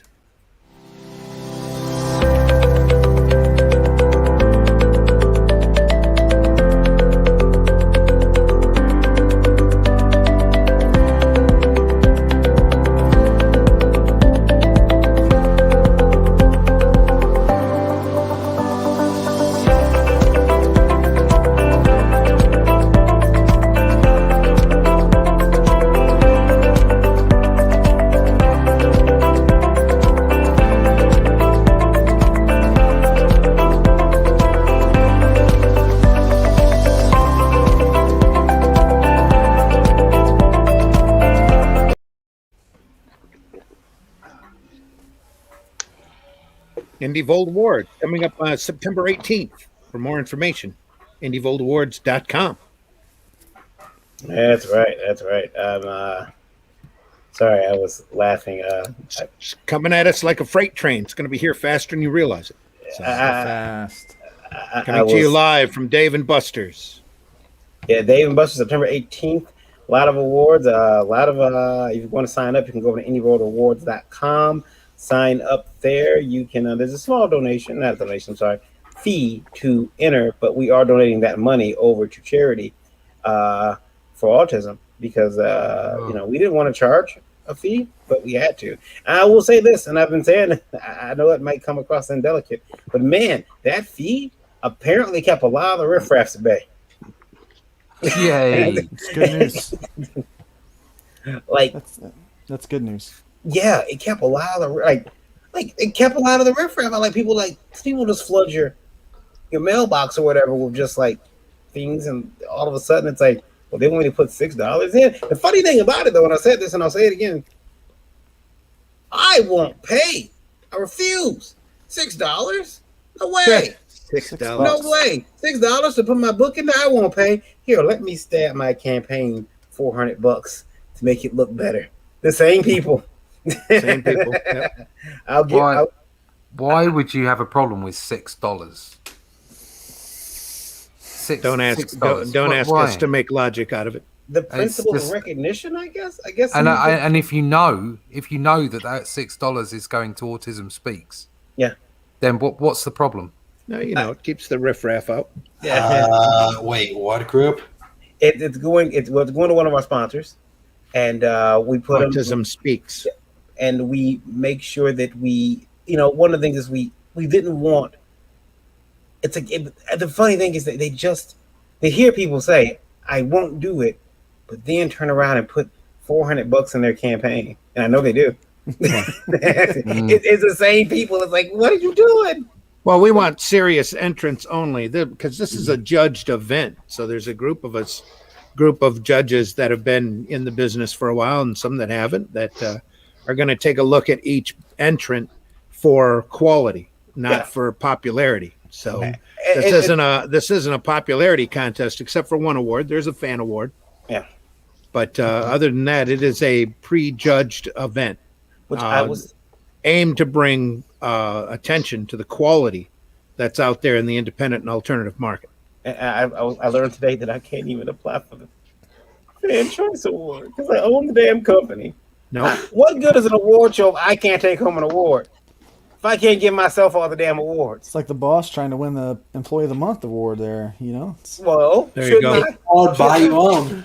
Yeah, I'll buy myself a. Here's what you should do. You should make an award that's so specific that only you can enter for it. And only you can win it. What an idea. Best Varian Grant Award. Yeah. Best comic book from a person named Varian Grant. Yeah. Most delicate comic name with Slave One or. Yeah. Best owner of a radio / publishing / distribution company. Yeah. Under the age of 40. Yeah. with a raccoon hat. With a raccoon hat. There you go.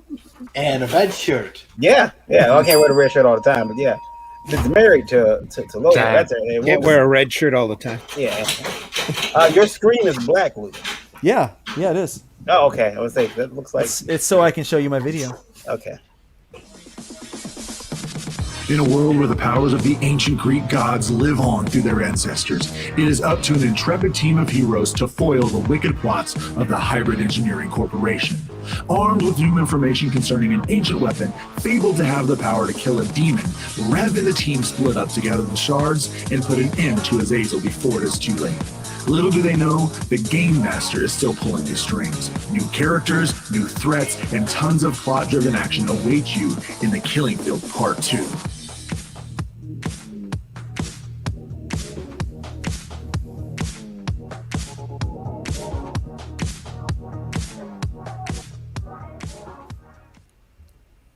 See that sexy Arrow Comics logo in there, right? Yeah. Succinct. Nice, yes. And we are still in demand, but only for a few more weeks. What is this? The F word on the screen. What? Free. now offering free domestic shipping. Yeah. Yes, we're whatever the tier is. You know, we've only got a few tiers left open because it's in demand, but it is free domestic shipping and discounted international shipping. So what you pay on that, what you see on there, no hidden charges for all those people, and only physical tiers get the stretch goals. We did unlock a couple of really cool stretch goals. Let me show you. I've got one here. Stupid thing. Here, there you go. Check that out. Can you see that? This is the iron-on patch, so you can iron it on. But it's iron-on patch of the chibi chlorine. So everybody gets one of those. Really good. Now you can shrink my screen. There you go. And then we have just a couple of add-ons still available of the Trashman action figure. I'll be getting those here in a few days, and I'll be starting painting those. We're hand painting all of those. Cool. Yep. And then you can still download the sample of the RPG. Everybody gets a trading card, which is really cool. Everybody gets the patch, like I said. And then you can not only can you get what we still have available is standard issue 7. You can also get 6, and you can get the trade paperback to get caught up. So we have the variant, not the variant, catch-up pack, and then you also can get the standard cover A's with that. And I went ahead and threw in the completest pack because I went ahead and printed enough stuff for all of that, and you can get the action figure with that. So we have 8 action figures left, I think. 8 or 9 action figures left. So you can still get action figures with these. So that's what we got going. That's cool. Yeah, if you like things like Ancient Aliens and you were really into like the Claremont era X-Men, then this book is for you. It's got a 90s feel. It's pretty exciting. Yeah, I think the trailer was pretty succinct on saying what it was. And that's going to be that started in you're shipping in July 2021, so a month from now. Yeah. Actually, I'll probably, the printer just fell behind a little bit. That's why I gave it till July. I was expecting to already start fulfillment.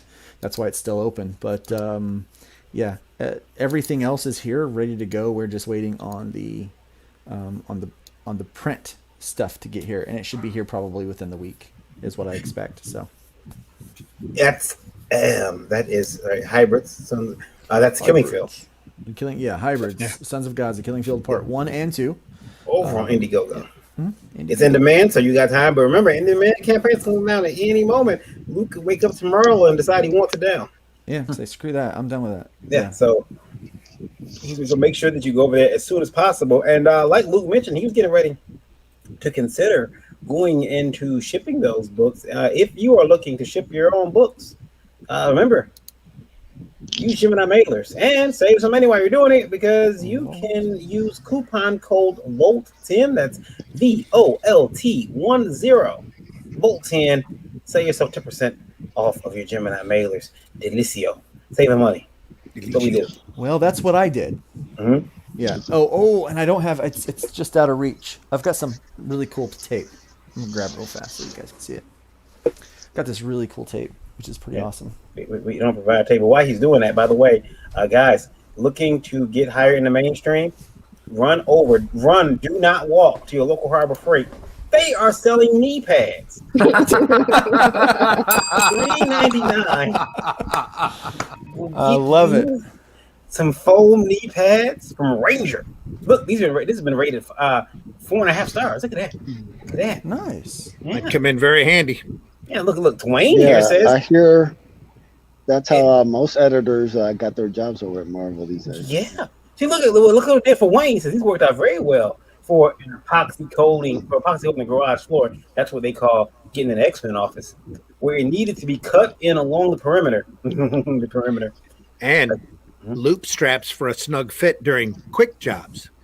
Yeah, that way you can move from one to the next. One job to the next, and you're done. Nom nom nom, Mr. CB. Nom nom nom. Anyway. So this stuff came in. So every book that gets shipped out, free U.S. shipping. You're going to know what it is because it's going to have that Hybrids and Arrow 4.0. little logo on there. So Look at that's that. going to be fun. That'll be How fun. great for is you. that? I want an Arrow Comics gold chain. It's Right? a big charm, so I can hold it like a hip hop star and say. I think that's what they do, right? Yeah. Give me Bounce around. Yeah. Give Arrow a couple of years. We'll see what happens. Yeah. We'll offer that as a crowdfunding campaign. I want to go to the Ringo Awards wearing a big red shirt and say, if you want to come and make comics and don't want your editor all up in your comics, all up in your YouTube videos, dancing. That's a hip hop deep cut. A lot of people have to figure out what I meant by that. I just want to be Suge Knight of comics. Can that happen? There's all the Luke videos. Tons of videos on there if you still want to go catch up. But some of the Very interior art. Yeah.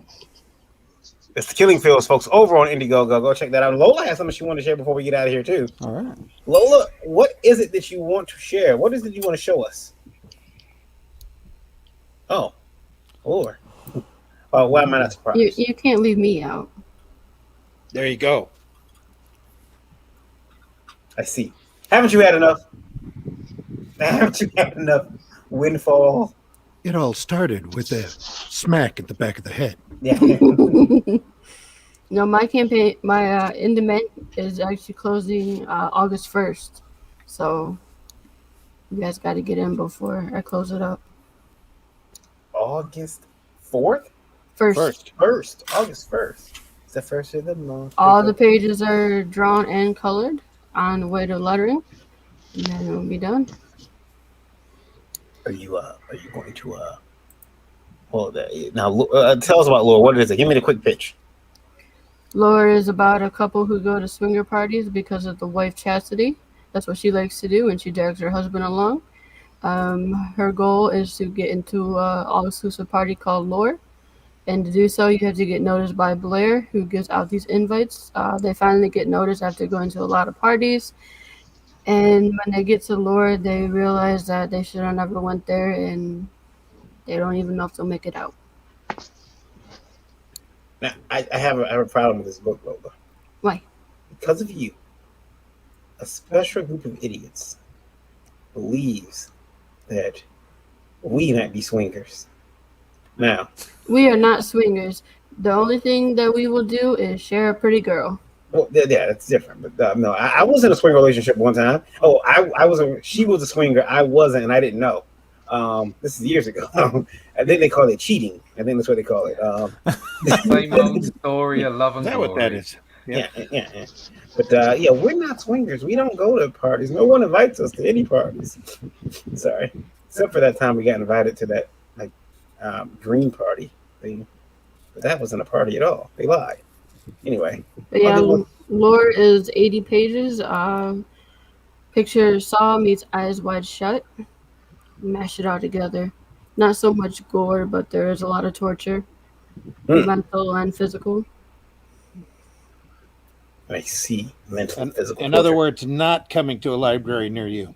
No. Oh no, this book will be banned. There's a Daphne Lage print. There's a sticker. Scroll down. Let's see a little bit more. I know that you got. I just added that. Ah, That's still got to get colored. from Mr. Michael Watson. All perks are physical. All perks are for physical backers. There's my lovely cover. Now you have a different cover to this. I do. If you want something more exclusive, it only on Indiegogo. There it is. You can get a wraparound cover of me. The exclusive Lola wraparound cover. You did a cosplay cover. It looks like you're at the Lola party. How scandalous. You took the picture. I did. I did. Still, how scandalous.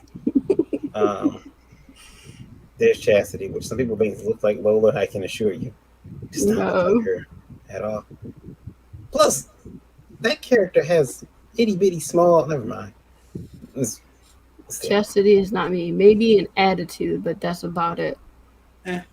It's not as much as the fanfic as the current Marvel comics. Yeah, she can put herself on that big top. Now, scroll down to the perks, because there's I want to bring up. Yeah, man, but So there's a key that's based. That's actually the key from the logo and from it plays a part in the book that you turn into a bottle opener here. It did. And you get the bad guys ring. Physical stuff. You get the Physical half stuff. from the comic. I just ordered the holographic stickers today. Mm-hmm. So those are on the way. I'm working towards the enamel pin right now. And I really, really, really want to get to 4,000 because I really want to order these. They are custom condoms. You pervert. I just want to see how they'll come out. Yeah. Well, the point is, it's not supposed. Oh, you got there before me. I can smell the rubber from here. You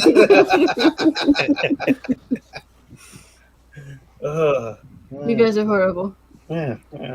If you guys are interested in t-shirts, I have 2 t-shirts for add-ons. You can get Shocker Comics, which is my adult publishing company, or you can get a t-shirt for Lore. 2 in the pink. 2 in the pink, 1 sink. Shut up, Lowell. You're supposed to say it. Fetish is A to Z. You take it's an adult alphabet book, A to Z. She takes a letter, gives it a fetish, and then some artist draws it. And it is I got in. I thought she was being racist when I drew in. It's educational too because there's a write-up about the fetish. I did the cover for that too. So that art hasn't gone anywhere yet. But the other one for what was it for Unsolicited? That art's been sold. There's a piece by Jason Doobie for the letter L, and a page by Daphne Leach for the letter Z. And here's the best book of all, Unsolicited. Explain that. Okay, so I have a folder full of unsolicited pictures because I get them all the time. And I took the first 28 of those and turned them into a book. Unsolicited pictures of wings. Yes. Wings. I see. Comes with the saying that was sent to me too.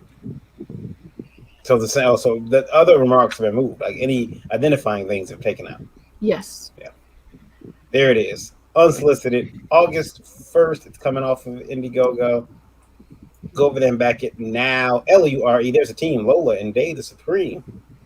Dave Supreme being the artist, Lola being the creator, writer of Dave did the art and the coloring. Yeah. And then there's tons of perks. So go check it out, guys. Very good. We'll do just that. Available now for a limited time. Act today. Be there. Except at the library. Except for the library. Except at the library, yeah. Guys, we're going to let everybody tell where they can be found. We'll start with Edwin because he's been too quiet. I don't like it. Edwin, where can they find you? He is quiet. You can find me on Twitter at Edwin Aces. A couple of YouTube channels, one Drawn Aces, where I do little paint streams where I promote, other creators. And then I have my indie wrestling channel called Indie Wrestling Aces. You can please sub to either one of those. As always, please check out the Ace Volume 1, now in fulfillment on Indiegogo. And, stay tuned for, this limited Ash Chan. I might be dropping probably around the fall. It's called The Black Bat. It's about this Superman with a bat that goes to fuck shit up. I'm very excited about it. So, might be coming to Indiegogo near you. So stay tuned. Rumor has it was banned because he said something bad about manga. Yeah, I have a book coming out. I'm gonna see if I can get Indie Princess to draw it. It's gonna be called The Weeaboo, and he's going to go around and he's a white kid. He's in the manga, but his car breaks down, and he's on his way to a Comic-Con, but he's got to get through the ghetto to get to the Comic-Con, get the help. Everybody sees this poor kid dressed like a samurai, and when they piss him off, he has to fight back. And I'm going to unveil the cover right now. Here's him unsheathing his sword. There's the cover. So we don't know what else is on that sword, but we'll see what happens. Anyway, he comes from the land of me. Yeah. I'm not drawing it. I can't do sequentials yet. That actually is a meme. It says whenever you get in an argument with whenever you get in an argument with a white person, they pull out the word slowly. That's what that meme is from. I just thought it was an awesome meme. I want it. I want to get it tattooed on me. Jim, Big Jim. I get all that. Yeah. Jim, where can you be found online, sir? I took some advice from the last time, so I am on Linktree now. SM Comics, so all my links are there. A little bit easier to find everything. And then Dig 2 Graves, Volume 2 on Kickstarter. 70 hours left, so get in while you can. Very good. And go there. Remember, Dig 2 Graves. Get over there quickly. Get it. Let's see here. And next we have Connery. So if you want to find me, I have 2 YouTube channels under Cateni, or Cateni as I say, since Italian. There's Cateni and Cateni 2A, which were my 2 personal channels. Don't ask why there's 2. It's a little bit complicated. And I launched a new channel called Dragon Multimedia LLC, and we'll start live streaming there weekly once the SHYFT comic launches late July, early August. And I also can be found on the Twitter for Dragon Multimedia LLC under Dragon Multi LLC. And if you want to subscribe to the pre-launch page for SHYFT, the link should be in the chat, or if you want, you can take a look at the Twitter for Dragon Multi LLC, and it will be there. Cool. Russ. Yeah. You can find me in the UK asleep. Yeah, you can find me on YouTube as Comic Book Black Belt. I do an hour stream on a Monday evening. You can watch me do stuff, pencils, inks, coloring, whatever I happen to be doing at that time. It's a window into the life of a working artist. That sounds so cliche. And you can also find me on Fultonland on a Thursday, where I talk with Joe Fulton and guests about comics and stuff. And occasionally I hang around with those reprobates on Indie Vault. You can also find me at russleach.com, comicbookblackbelt.com. You can find me on Instagram, on Minds, on the Twatter, and the Fleecebook. You can find me at all these places. Come find me and talk to me about comics and comic book art. More than happy to chat. And of course, onlydeathcansaveus.com will remain up with news about the second book, and it's available until the end of the week, the first book. So grab yourself a copy on Indiegogo. There is a link on the website, onlydeathcansaveus.com. Cool. And Mr. Stone. You can find me at lukestonestudios.com. All the pertinent links are going to be over there. YouTube, which I do have a show that we do on Tuesday nights at 8 p.m. called Take a Break with Luke and Dutton. We just finished up over there. We normally go from 8-ish to 9-ish. Sometimes we try to be done within an hour, but tonight we went really long. And that's what she said, right? So whenever I'm on this show, I turn on the red. This is the Den of Corruption. When I'm on with these reprobates, as Russ likes to say. I am the writer and artist for Hybrids, the Sons of Gods, which is still in demand, and issue 1 has been remastered and will be hitting the shelves in August with that beautiful Arrow Comics logo. Looking very much forward to that happening and very excited about that. So yes, head by the website, lukestonestudios.com. You can find all of that fun stuff and more. And more. There's some fun little Easter eggs and nuggets on that website. Head over there and check that out. I appreciate it. Cool. And Lola. I am everywhere. So if you want to track me down and find me on all the social medias, go to Linktree indie_princess and you can find me there. If you want to see me live, check me out tomorrow night at 9 p.m. Eastern Standard Time for Geekgasm. Or catch me on Saturday for another round of backer shots. We got a full panel again, so we're probably going to get drunk. But it all goes for a good cause. We're getting backers for people. That's right. So you're so every time someone on the show gets their book back, you guys take a shot. Correct.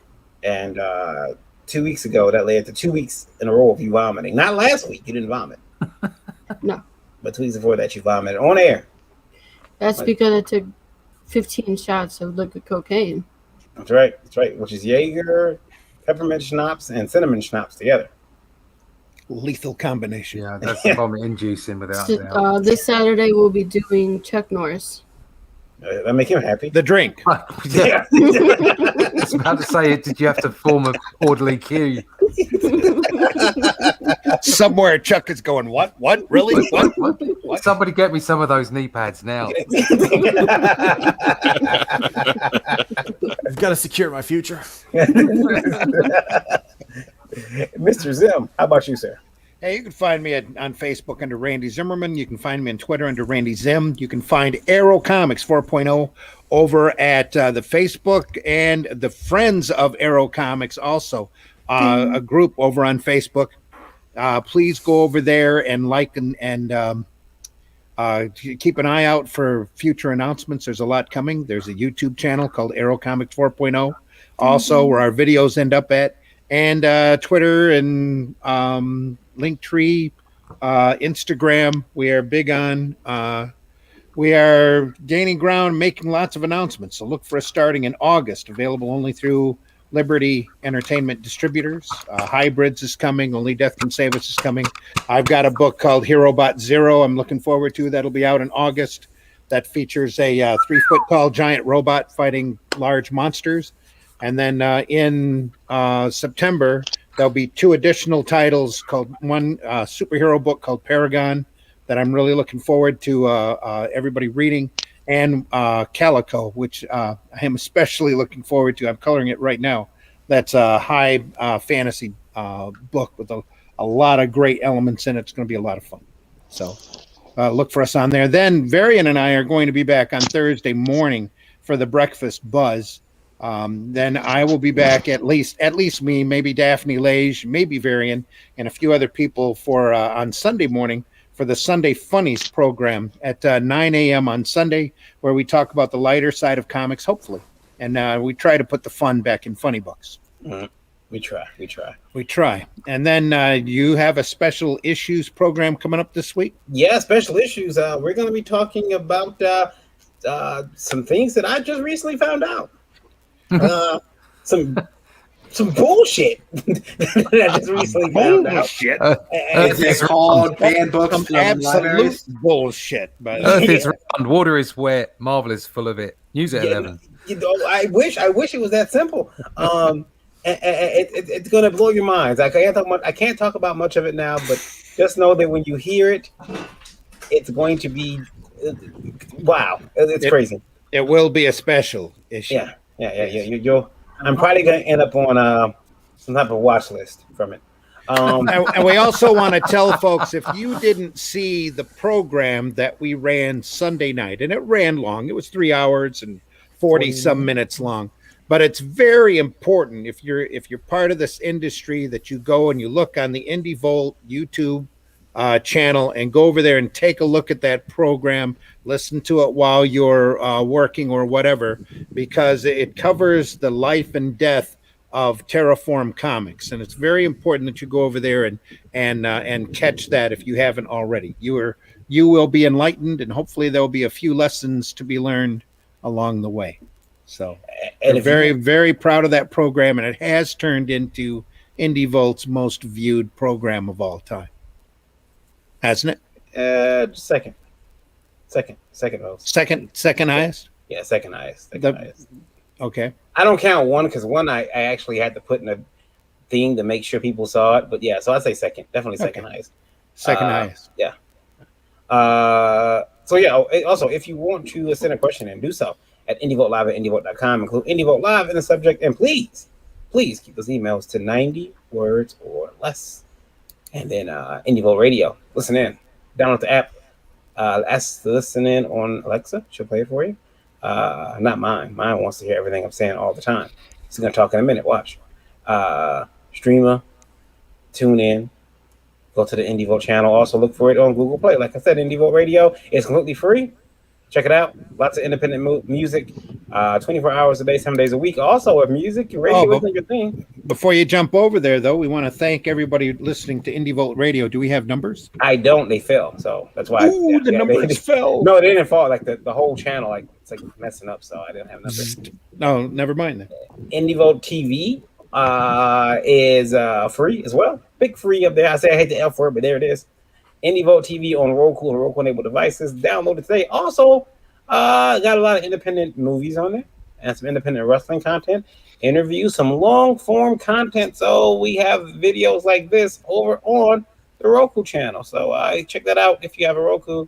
Well, it's like Netflix, only free and better. Yeah, pretty much it. Again, Randy said it. We'll be back here. Also, catch us for special July 3rd as we celebrate Indie Volt's 4th birthday. For special, starts at 1:30, I believe. I don't know how long it'll go, but there will probably be a few special programs coming up within the next month from Indie Volt.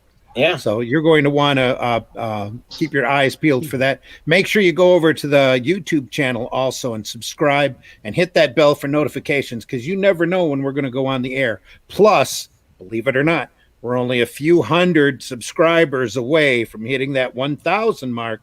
We have plenty of viewing time, but we need those subscribers. So if you haven't gone over and subscribed to the YouTube channel yet, please do it now, so that we can hit that 1,000 mark, so that we can be monetized, so that we can get super chats that we'll happily read on the air, and we'll have to worry about our content. So we aren't constantly getting pulled down by the wonderful YouTube. We want to worry about this stuff. Guys, we're getting out of here. Remember, try to leave the industry a better place than you found it.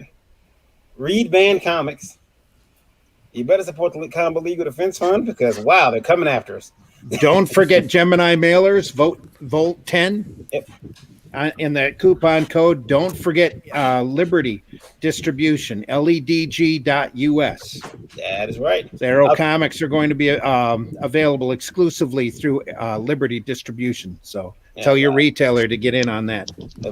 Arrow, Unstoppable, Mirror Comics, so many different great publishers. I'll take us out of here. Shocker Comics will be available on Liberty. Yeah. I'll take us out of here, folks. Have a great week. Have a great rest of your Tuesday. Have a great Wednesday. Tomorrow's New Comic Book Day. It's a sad day for some of us. See you later. Take care, everybody. Hashtag ban manga. Buy alternative comics, especially ours. Hopefully.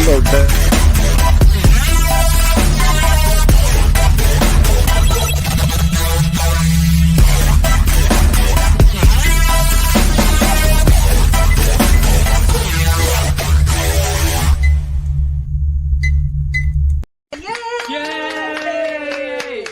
Think about what you've accomplished. How can he close me up? On what ground? I'm shocked to find that gambling is going on